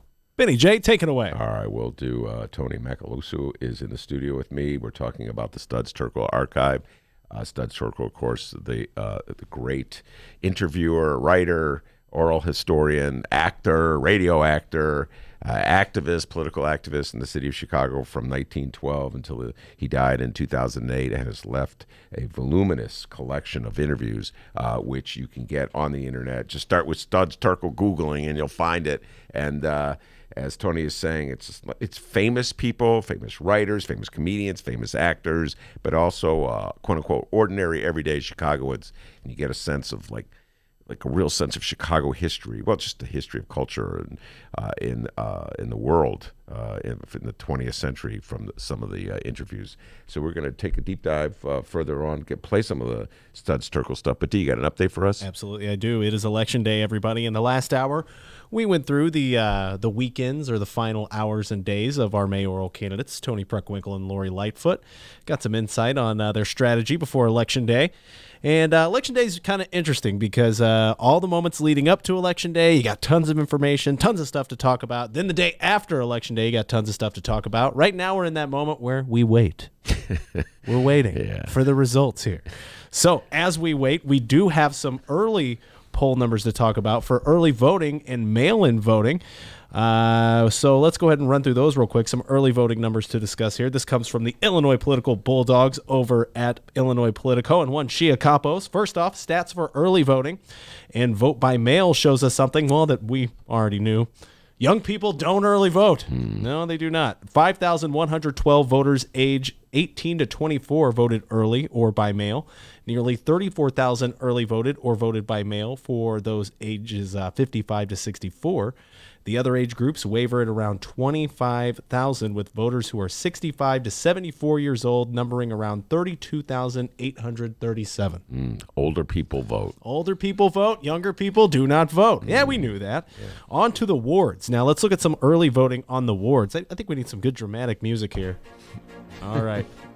So, Ben, get ready for a wicked quiz here, buddy. All right? The 19th and 41st wards. Who are the aldermen of the 19th and 41st wards? Well, Matt O'Shea is the 19th ward, as you know, and Anthony Napolitano is the alderman of the 41st ward. The 19th ward is on the southwest side of the city of Chicago, roughly the Beverly area, and the 41st ward is the northwest side of Chicago. Think Sauganash. Think people, the area right just sort of east of O'Hare. Oh, he had no notes. What a dork. Baby. What a dork. He knows all of it, all right? No, that's why we like him. The 19th and 41st wards were the wards with the most early and mail-in votes. The 34th, 39th, and 40th wards outpaced early voting from February's election, and early voting is up in 2 of the wards, won by former candidate Dr. Willie Wilson. In the first election, the 34th and the 6th. Well, 34th and the 6th ward. So, you know, those are South Side wards. Toni Preckwinkle is... that's her base as she sees it. So that's the encouraging sign if you're a Toni Preckwinkle fan that the people are voting in the 34th and the 6th ward. So let's talk about some final day candidate endorsements and donations. The Chicago Defender, the city's historic African-American newspaper, has endorsed. Well, can you feel the suspense? Toni Preckwinkle. They endorsed Toni Preckwinkle. Right. Toni Preckwinkle also received $10,000 from Ironworkers Union Local 63 IPAL Fund, $5,000 from developer LZ Higginbottom. LZ Higginbottom, owner of The Reader, one of my many bosses. Hey, LZ. Hope you like the show. Yeah. Don't fire us. All right.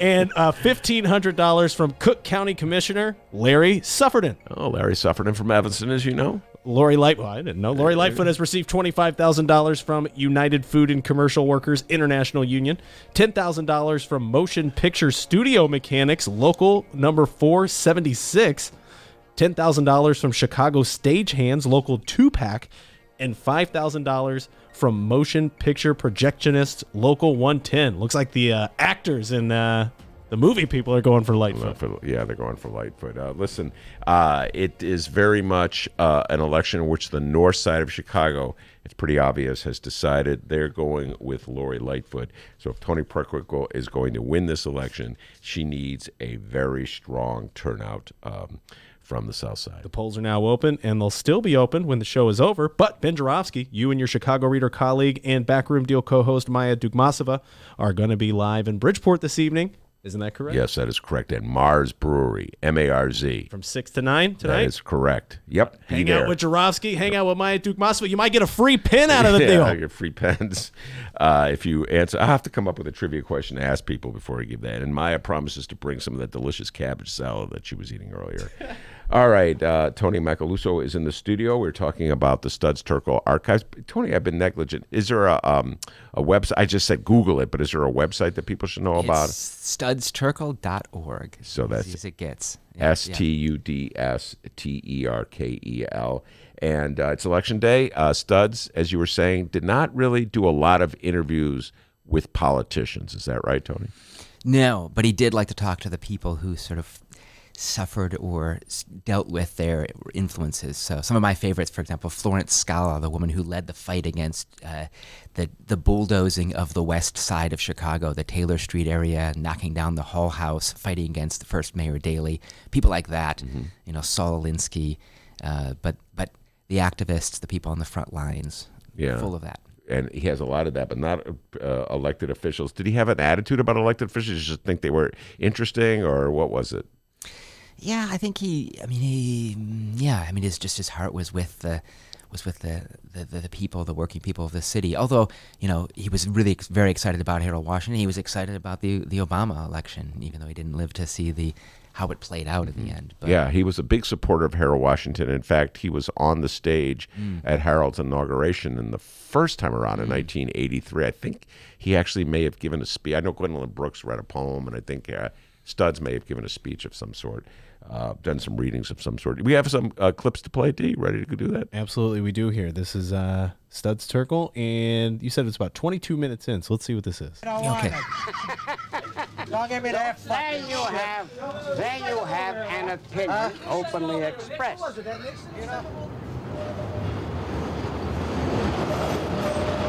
It's the train. A little bit of the CTA here coming in first before we hear Studs. The bigness, the hugeness, steel, the skyscraper came into being here, the architecture, the nature of the music. Some call Chicago a seedbed. Sometimes the artists who grow here move elsewhere because the market is there. But seedbed might be a good way of describing the city. Nelson Algren, to me, was able to describe Chicago in lyrical terms, the city west of the billboards. His best writing might have been in the short stories, Neon Wilderness. There might have been in a prose poem of love-hate for Chicago called Chicago City on the Make. It might have been in Never Come Morning that first brought the attention of Simone de Beauvoir, whom you got to know rather well. As gossip columns would say, they were good and dear friends for a time.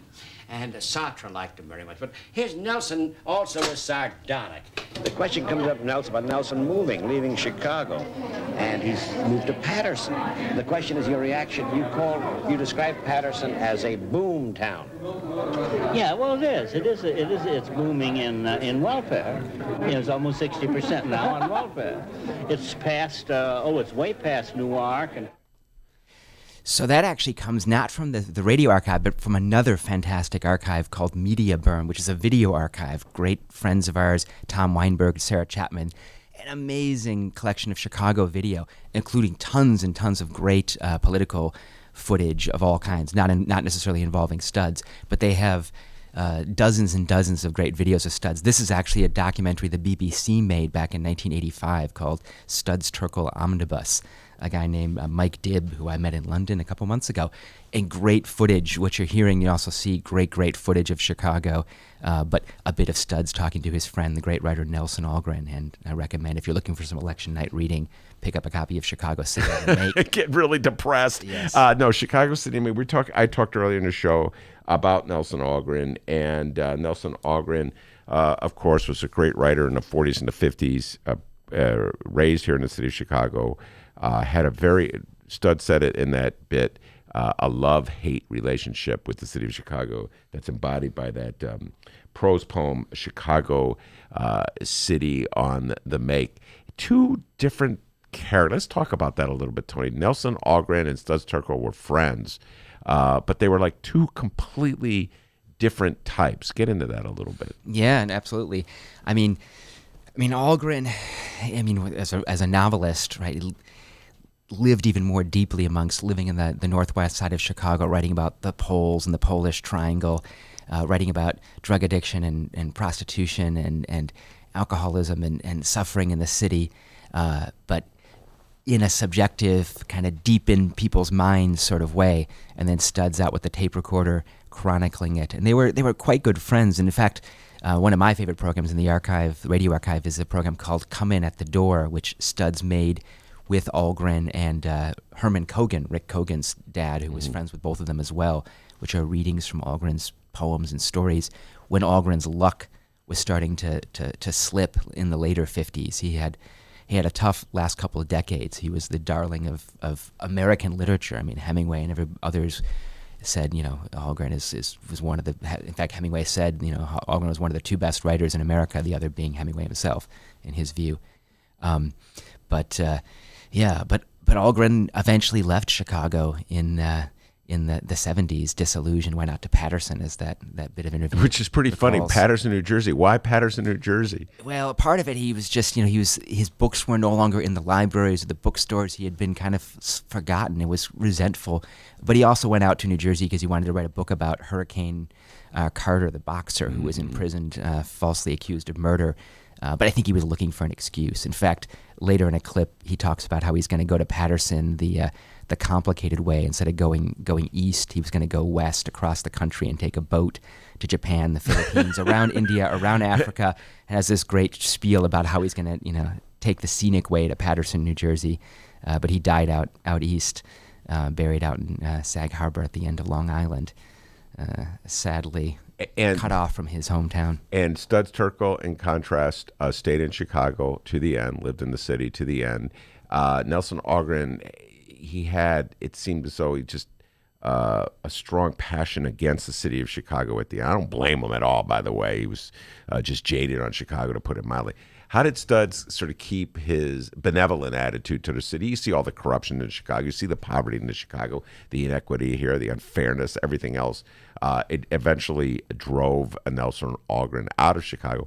How did Studs Terkel find it in himself to stay here? You know, Studs liked to say towards the end of his life that his epitaph he wanted his epitaph to be, "Curiosity did not kill this cat." And I think part of it was just this attitude of getting up in the morning and getting on the bus he never drove, right? And just the idea that he was going to encounter some new story, some incredible new voice every day, and somehow finding a way to just, he grew up in a rooming house with men out of work during the Great Depression, hanging out at Bughouse Square, hearing people on soapboxes making speeches. And I think there was just a sense that there was always some other story lurking around the corner, and that somehow kept him sane and optimistic, whereas Algren wasn't able to sustain it in quite the same way. What's your sense of how Studs Terkel would have viewed where we are right now? Donald Trump is president of the United States. You said he died right before he got his opportunity to vote for Barack Obama. Think of what the world was like in 2008 as we anticipated the election of Barack Obama, and now what the world is like in 2019 with Donald Trump as president. What's your sense of how what Studs would have made of this? Oh, God, I would love to hear even 2 minutes of Studs commenting on the state of the world today, although sometimes I feel like in my hallucinations at 4 o'clock in the morning, I can sort of, it comes to me anyway. But I think he talked a lot about the idea that we were the United States of Alzheimer's, that we were suffering from this kind of collective amnesia because we didn't know our own past. And I think part of what gets us into these situations, I mean, Studs would talk about Charles Lindbergh at America First, who first coined that phrase, America First, in the 1930s, this kind of isolationist view of we're going to appease Hitler. And, where we're at is eerily reminiscent of that, which is why I feel like archives are so important, hearing voices from the past and realizing, wait a second, this debate about housing or police brutality, we were having it 45 years ago in very similar ways. It's just that most people don't know that these things are being discussed, and even solutions have been proposed and tried, and sometimes successfully, and then retracted. But it's all there and buried in those archives and the history. Toni Macaluso is my guest, and we're talking about the Studs Terkel Archive, and Terkel is spelled Terkel. I got that right. Yes. Studs, Studs. And folks, I urge everybody, even if you don't have a passion interest in Chicago politics, Chicago history, there's so much good. The voices, it's just like the voices like to take you like into a time capsule, like to the 60s, the 50s, the 70s, famous people, ordinary people, extraordinary interviews, Studs, Terkels. Toni, thanks so much for coming in. I appreciate you taking the time to come in. Thank you. I look forward to election night tonight. Yes, election night is tonight. See you in Bridgeport. All right, Toni, bring your wife, bring your kid, bring the whole family, all right? All right, very good. Don't bring a pen because Ben's going to be giving them away. You need a pen? You got a pen? Tony's got a pen. He's got a notebook. Today's Ben Joravsky Show brought to you by pens and salad. All right, very good. Toni Macaluso is my guest. Pat Quinn is coming on. We'll be right back after this.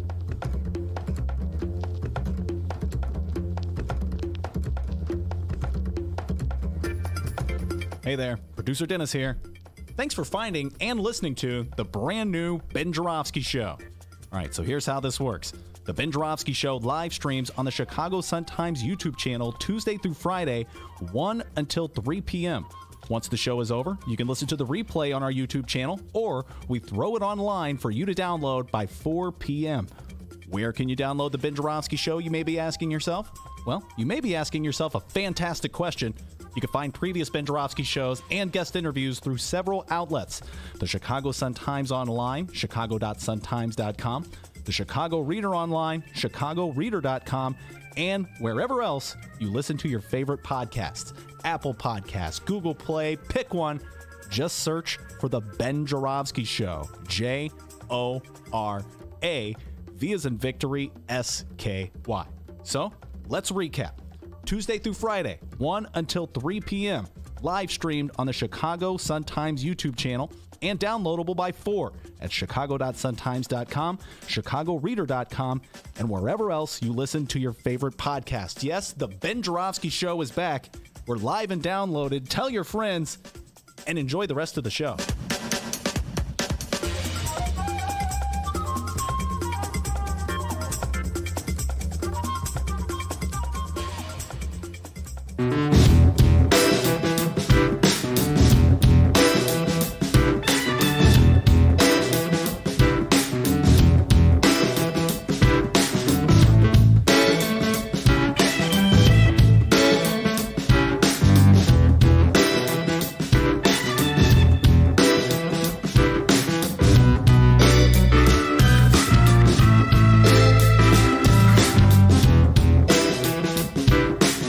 Hey, welcome back to the Ben Joravsky Show, live from the Chicago Sun-Times. Yes, indeed. We are live. Pat Quinn has entered the room. Pat Quinn has entered the room. That's Pat Quinn as in Governor Pat Quinn, former governor of the state of Illinois, former treasurer of the state of Illinois, former lieutenant governor of the state of Illinois.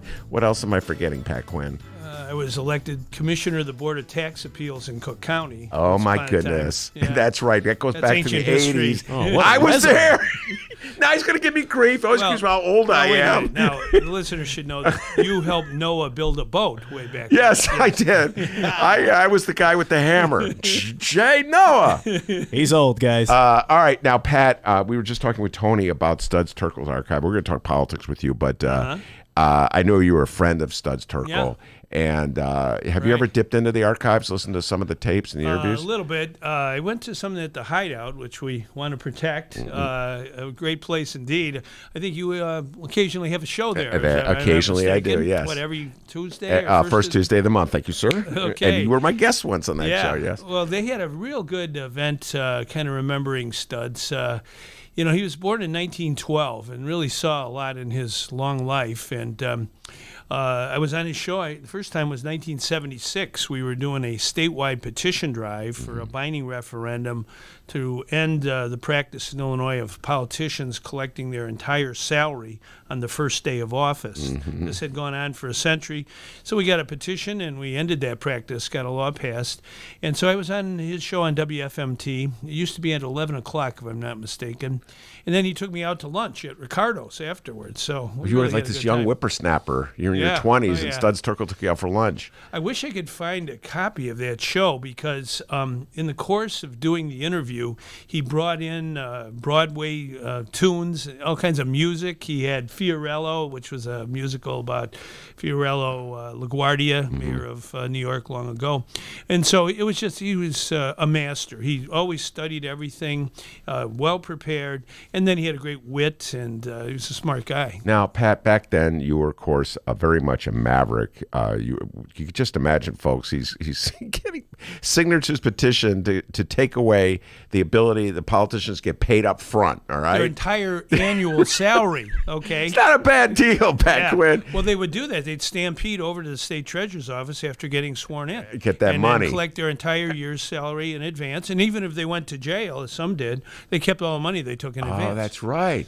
Yeah, who's going to come get the money? And then, of course, your next big referendum, which doing this from memory, would have been about 3 or 4 years later, where you petitioned to reduce the number of legislators in the General Assembly. Cutback amendment.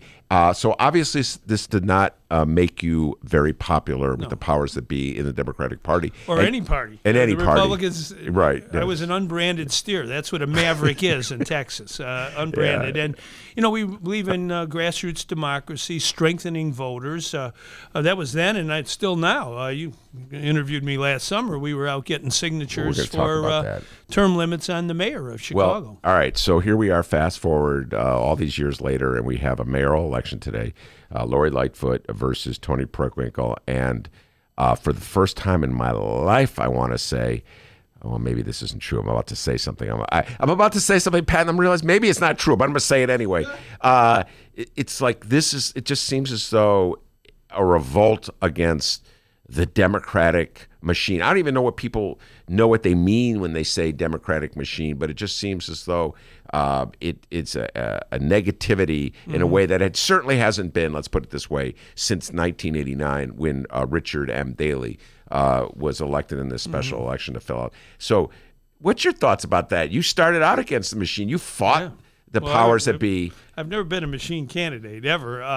And I believe in this whole power of petition and referendum, which the machine was always against. They didn't want voters voting on issues. You know, they wanted to only have a system set up where they picked the candidates. And, you know, if you look at New York and Los Angeles and all the other big cities in the country, they all have a municipal initiative and referendum process, except Chicago.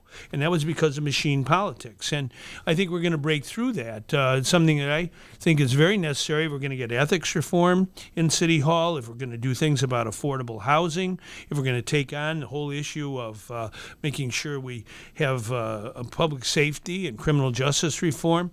All these issues, if you look around the country, Ben, at both the city level and the state level, voters are initiating reforms, putting them on the ballot directly, and it's led by progressives all over the country, raising the minimum wage. That began in Seattle. $15 minimum wage 10 years ago was a referendum. And so that's really where I'm working on these days. All right. Now, at the risk of sounding jaded and cynical, I'm going to disagree with you and see what your response is. I've been very critical of this election. I feel that issues have been avoided in this election.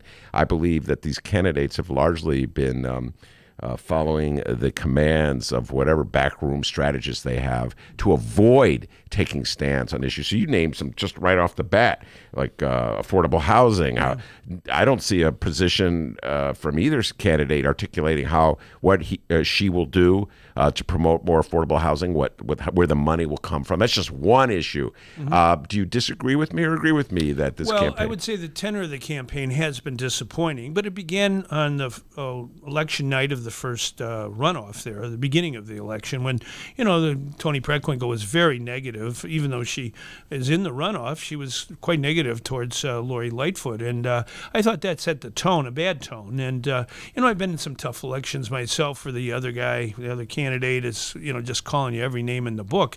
You got to defend yourself, you know. And so it's turned into that a little bit. But I really feel that Lori Lightfoot has stood for fundamental reform in City Hall.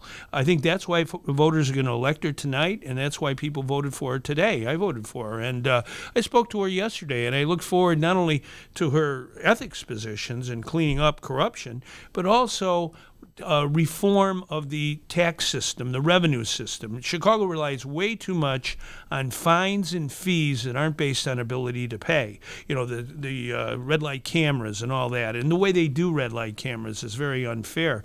So I think those things are really going to be front and center, including affordable housing, which is a very key urban issue in this country, but especially here in Chicago.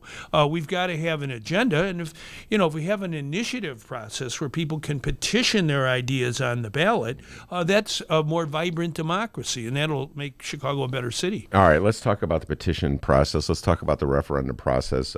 You've been on the show several times championing your referendum, giving the voters a say in whether they want to limit the mayor to 2 terms. Boy, did Mayor Rahm resist that. And we were just talking about this earlier in the show. We do not know. They've essentially impounded the vote, so we do not know the outcome. The matter came before voters in November's election. We, in the city of Chicago, had an opportunity to vote, bludgeoned by Pat Quinn. I voted with him. Yeah. Thank you very much. And your wife, by the way. I met her at my wife. Millennium Park. She signed your petition and voted for the right. All right, that's... all right, just update people on this. This is just it's a key issue. It's really an issue of voting rights. The mayor and his crowd, they didn't want a term limit referendum for the mayor on the Chicago ballot last November. Chicago is the only big city of the 10 largest cities in America that doesn't have a 2-year term or 2-term limit on the mayor. New York does, Los Angeles, Philadelphia, Houston, on and on. But Chicago doesn't. So the mayor said, well, we're going to keep that off the ballot by passing 3 advisory questions, and we're going to use the rule of 3. You can only have 3 referendums on the city ballot, they said. And so when we came to file our petitions on August 6th, we filed 87,000 some odd names. 355 names.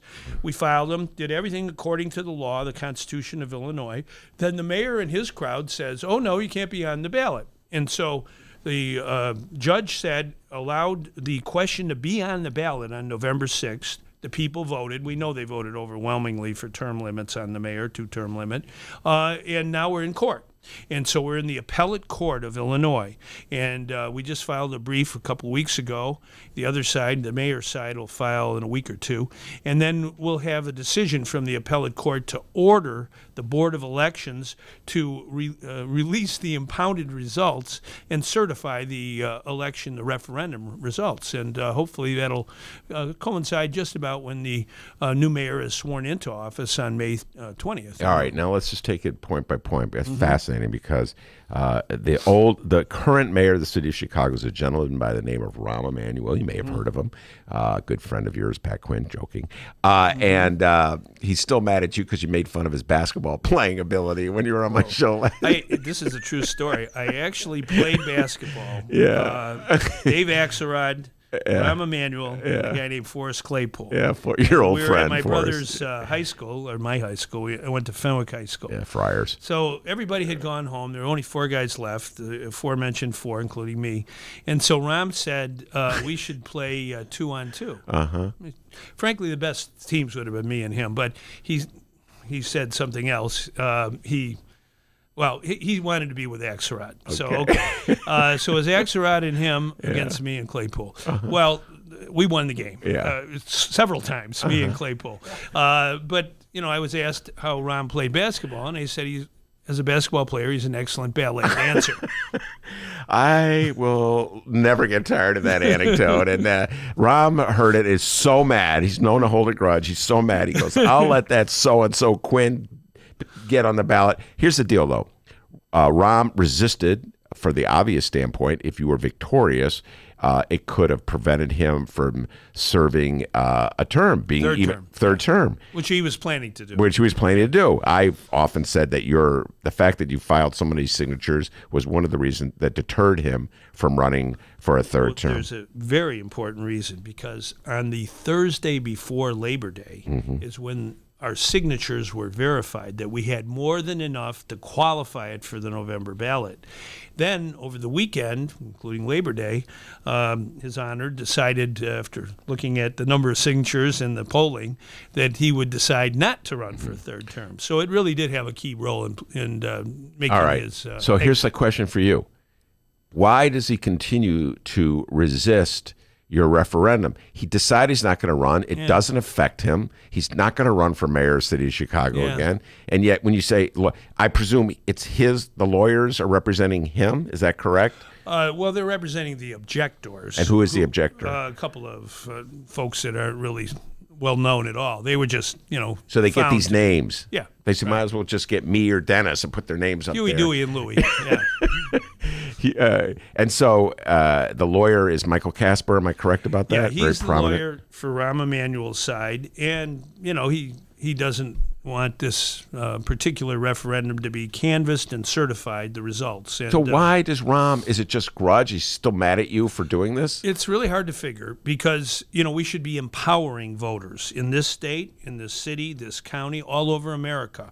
2020, the election is going to not only have a robust campaign for president, hopefully, we get the best nominee we can to beat Trump, but also it's going to be, I've gone to groups around the country, more and more progressive groups are using the power of petition, initiative, and referendum to get their reforms out there and voted on. And I think this is very healthy. It's what democracy is all about. Well, people say one thing and they do another, Pat. I've seen this my whole life following politics. Everybody everybody comes in this show says, Ben, people should vote. You got to vote, vote, vote, empower voters. And here they are. But when they don't like the direction the voters are going, suddenly they don't want to empower voters very much. Well, they try to pass laws to make it harder to vote. This happened in Georgia and Florida. In our petition drive, we filed far more than the minimum number of signatures. But then the Board of Elections said anybody who printed their signature, we're going to throw that out. That's definitely not the law. The law says you can sign your name any way you want. If you want to print it or you want to use cursive, it's up to you. And so there's all this kind of suppression going on. And in some states, very conservative states, that passed expanding Medicaid last year in places like Idaho and Nebraska and a couple other states, these referendums passed. The voters are for them, even though they're so-called red states. Now the legislature in those states is trying to make it harder to put initiative referendums on the ballot. We can't let them get away with that. There's a great group in New York that's called the Brennan Center. It's named after William Brennan, the great U.S. Supreme Court judge. And it's all about protecting voting rights, your right to vote, your right to pass petitions, sign petitions. This is how our country began. We told King George, who'd been on the throne 59 years, we didn't want that kind of monarchy. We wanted something else. Well, maybe King Ram has a different attitude. So, all right. So even though it doesn't directly affect him, he's continuing to resist it. The Board of Election Commissioners allowed the question to go on the ballot. I thought, who knows what was, I'm not in the back rooms, but obviously they were not willing to take the brunt for knocking it off the ballot, at least get the people to have an opportunity to vote on it. Well, there's 25 cities in Illinois, including Springfield, Naperville, Des Plaines, Oak Lawn, suburbs, downstate communities that have already voted on this very referendum to limit the mayor to 2 terms. It's the same as what the president has. And so the Illinois Constitution is crystal clear that we have the right to a binding referendum if we get the necessary petition signatures. So they're trying every trick in the book to deny people not only the right to vote, we got the referendum on the ballot and people voted, but now they're trying to deny the final results. Yes. If the people vote yes, then we should have that law. That's the part that irritates me even more than anything else. There's so much, the fact that they will not even let us see the results of this. And they could argue, well, ultimately, Pat Quinn, we don't think you have a right to have your question on the ballot because there were 3 other non-binding matters. They could make that argument. They could rule against you. You've lost in court before. But to pretend as though the voters didn't vote, to pretend as though they didn't express an opinion, to bury the results is so undemocratic, Pat. It's even beyond. They wanted our opinion on plastic straws. That was the advisory referendum. And as you said on another occasion, you said, what's the next referendum? What color tie should the incumbent mayor wear next week? I mean, there are a lot of nonsensical things. And, we've got to really use our sharp elbows to knock down these barriers to passing petitions, to voting on referendums. What happened to Stacey Abrams in Georgia, and it also happened in Florida, where they were using all kinds of really, in my opinion, unconstitutional and illegal ways to deny people a chance to vote. Taking away their registration because they hadn't voted in so many years. That's just plain wrong. So how have you prevailed in the various judicial bodies up to now? Have you lost? Have you won? Yeah, we haven't prevailed up to now, but the appellate court is really the one in our county that said in Franklin Park and also said in Broadview that this right to vote on a binding referendum, to have term limits on your mayor in your town, that's a fundamental right, and they protected the referendum. So you lost at the Board of Election Commissioners, and then you lost at the next level at the county. You appealed to the Cook County Circuit Court. Circuit Court, but that I think the law is usually made, as it has been already in our county, by the appellate court, and that's the court we're in now. We filed our brief. We laid out what the Constitutional Convention said in 1970. The whole idea of having this power to structure your local government and provide for for your officers. That was set up in 1970 because they wanted voters to have more opportunity to be a laboratory of democracy, to make changes that the politicians, the incumbents, didn't want. All right, Pat, so now you're waiting for the appellate. I remember the hearing because I talked to you that day. It was a conflict. I had to go for a Lincoln Yards TIF hearing. Well, and, there's a lot going on that Very particular important. day. Yeah. It was you. I forget who your colleague was. You were Ed Mullen. Yeah. Ed is the legal counsel tonight for Lori Lightfoot. He's we worked together on this case to have a term limit referendum results certified. But it is a contest today. I voted yes for Lori Lightfoot, and she's for term limits for the mayor. Yeah, she's already said she's only going to serve 2. Right, good for her. And President Obama said that. 2 terms are enough. It's an exhausting job, and Toni Preckwinkle is not for term limits. I went to her right away at the beginning of our petition drive, and she said no. And then I said, well, it's a referendum. The people get to vote. She said, well, I'm not for referendum. Well, I think Toni needs to open up her mind a little bit to the power of citizen grassroots democracy. All right, by the way, I have to say this, Pat. If in my particular case, you're going to disagree with me, I would much rather have Barack Obama serving a 3rd term than Donald Trump serving that 1st term. That's just me. Yeah, okay. but I completely agree with you. Yeah. Having said that, I wouldn't want Ronald Reagan for a 3rd term. So you got to kind of balance it a little bit. You know that Pat Quinn was a master debater down there at Fenwick High. Those friars taught him a thing I or did two. not have anything to do with debate. At Fenwick, I was a cross-country runner. You weren't on the debate team? Of course not, no. I did not know. I would have thought for sure a guy like you would have been on the debate team. All right, that's Pat Quinn. I'm Ben Joravsky. We'll be right back after this.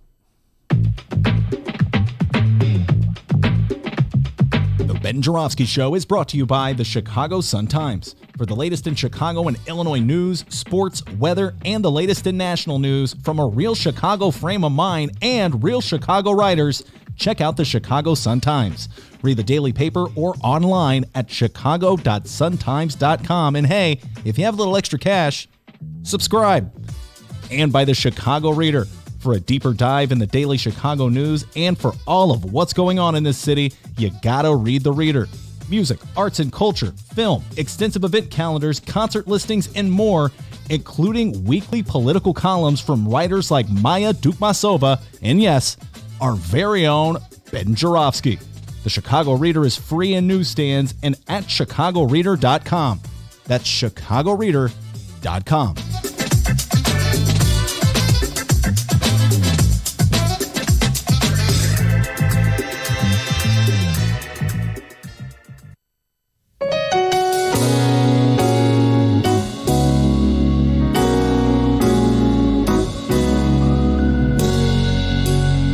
Welcome back to the Ben Joravsky Show.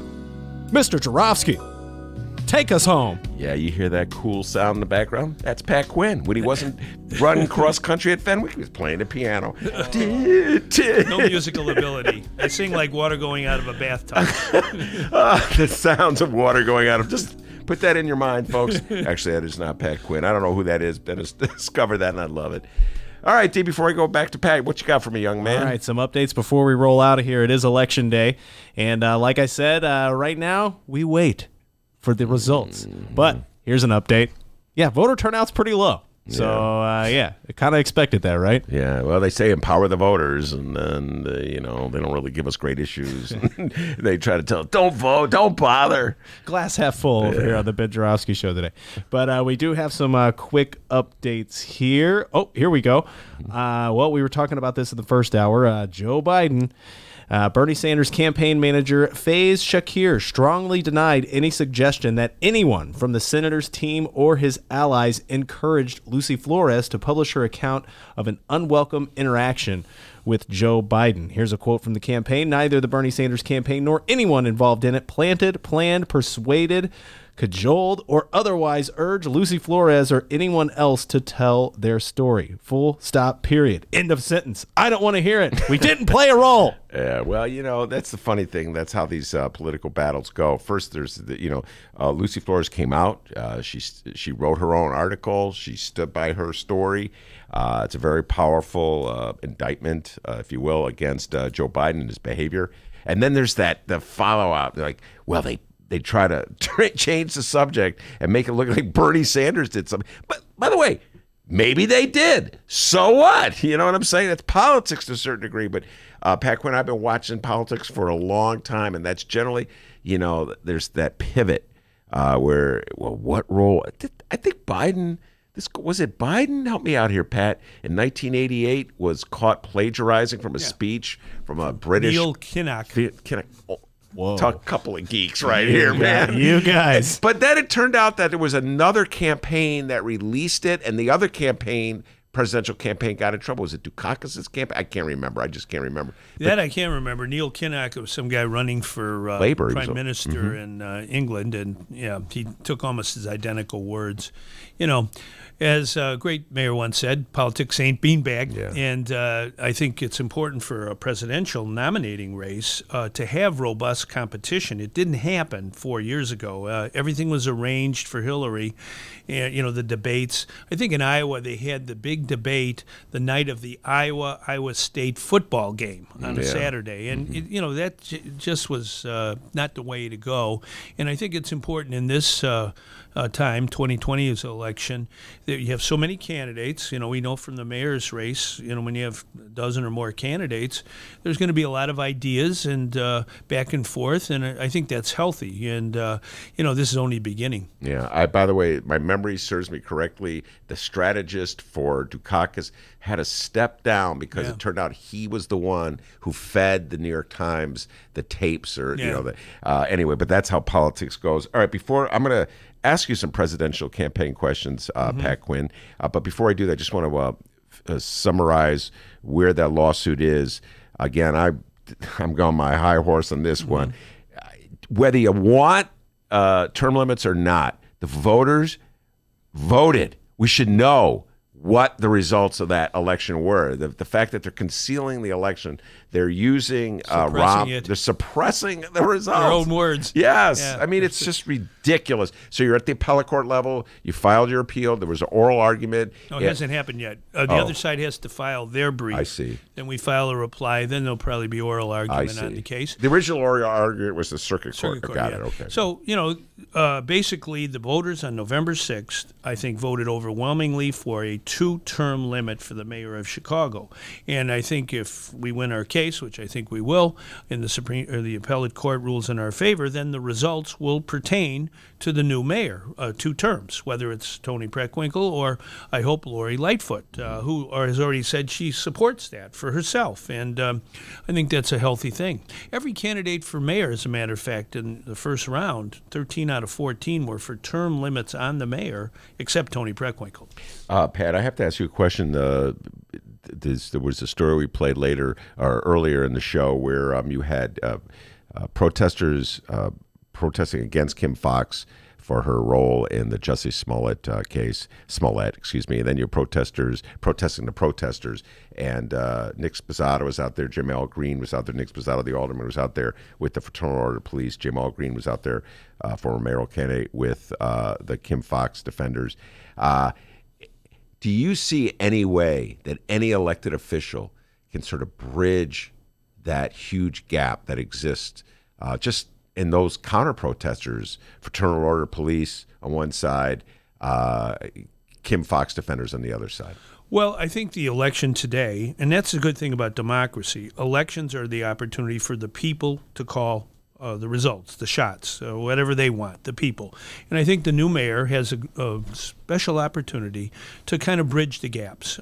This is a city that has many wealthy people and many, many poor people, and we've got to deal with inequality, and that's what I'm committed to. When I was governor, I was able to get the earned income tax credit, which is a tax relief for working families in poverty. We were able to make that a much more generous one for the people, for the working people who are raising kids and are living check to check every month. And so I really think that's a big job for the mayor. When I talked to Lori Lightfoot yesterday, I told her I want to do anything I can to help you as mayor move this city forward so that we're not fighting, but rather going forward on things that matter to folks who are the heart and soul of our city. And finally, the presidential campaign. Is there anybody you favor on the early stages, or are you undecided? Well, I haven't made any official endorsement, but I do like Kamala Harris a lot. I signed the bill to end the death penalty in Illinois, and that was a long, hard battle, and we got it done. And she, running for president, is opposed to the death penalty and did that as Attorney General of California. And before that, she was... then she became U.S. Senator from California. So I like that. And I also signed the bill for marriage equality in Illinois before the Supreme Court acted. And I think she was a leader in that movement in California. So, we'll have to hear from all the candidates, but I think she definitely is somebody who should be listened to. I can't remember, Pat, and I probably asked this before. I just cannot remember. Were you for Hillary or Bernie in 2016? I was not for Hillary. So you're for Bernie? I voted for Bernie. Yeah. Okay. There's nothing wrong with that. I voted for Bernie too. Yeah. No. But I would say in that election, that was that election. Yeah. Now you have many more candidates, so I'm not committed to what I did before. I understand. Running this. I get you. In other words, it doesn't mean you're for Bernie because you voted for him in 2016. Doesn't necessarily mean you can vote for him now. But do you see that fundamental divide in the Democratic Party this time around, as you saw in 2016? Yeah, I think there are economic issues that can band everybody together, whether it's decent health care for everybody, also the whole issue of making sure we have a fair tax system. Right now it's quite unfair, and Trump made it even worse. And then also, the best way to bring people together is called JOBs, jobs. And we need an economic development plan for everyday people in America, and that includes investing in infrastructure. So those are really issues that bring a lot of folks together. The best way to fight crime, the best way to keep people working together is a job. All right, very good. That's Pat Quinn. He's been my guest, the former governor of Illinois, fighting to get that referendum, that term limit referendum, at least get the results out so we know we voted. We talk so much about vote, people, vote, your vote counts, every vote counts. Then they impound the results, Pat. I can see them in the basement of the Board of Elections, with 3 or 4 security guards around the vault in case any voter actually finds out the results. Sorry, it's off limits. File a Freedom of Information request. Well, I did. I did several times. Yeah. They kept saying no. Wow. What's the argument they use? They say it's suppressed. It's suppressed. Yeah, they won't do anything until the court acts. So, we'll see. Freaking believable. I really feel that the Freedom of Information Act, separate from any court case, as you've said several times in this wonderful program, we have a right to know. Yes. Government secrecy is not the rule of the day. It should be the other way around. Absolutely. And they use that Freedom of Information Act so more often than not to keep us from knowing something. So it's actually a weapon. The thing that's supposed to provide access is the weapon they use to deny access. Very frustrating. Anyway, Pat Quinn, it's great to have you on in the new environment. What do you think? Yeah, Not a bad great. place, I huh? enjoy being here at the Sun-Times, and I really like the logo here, the Ben Joravsky Show. Right. And it's short for any of the listeners is it's the Ben Joe Show. So we got to make sure we listen to Ben Joe. Yeah, that's what my good friend Ricky Hennon used to call it all the time. Ricky Hennon, my good friend. All right, Pat Quinn, I want to thank you very much. Toni Macaluso, excuse me, from the Studs Terkel Archives. Folks, you want any history about Chicago, you want to hear the voices of the past, check out that archives. Maya was here earlier. She did a great job, of course. I'll be with Maya tonight at Mart's Brewery in Bridgeport as the elections come in. Miles Porter, our ace editor, went 3 for 9 this weekend. 3 for 9. He's by my count, he's batting in the 400s. So he should be playing for the Cubs, not Roosevelt University. Cubs could have used you last night, Miles. 8-0, I think the score. 6 errors. 6 errors. For the north side. Pat Quinn, White Sox fan, Miles. I'm just going to tell you that right now. The White Sox had errors, too. White Sox blew that lead, man. Sanchez, in 4 games, has committed 2 errors, costing us 2 games. Yeah, there you go. So he is a White Sox fan.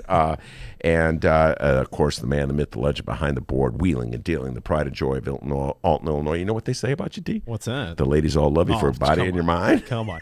But, hey, we got today's election day. Tomorrow we're going to have all the results. We're going to be talking all about it. Who's on the program tomorrow, Ben? I cannot remember. You pull that one on me. Who's so sorry. No, hey, whoever. Somebody good. Yeah, they better have some information, all right? No, we're going to be covering all the election results tonight. Hang out with Ben and Maya at Mars Community Brewing, 3630 South Iron Street in Bridgeport. People, we have this election covered. All right. Yes, indeed. All right, very good. Give yourself a raise, take it out of petty cash. See you tomorrow, everybody.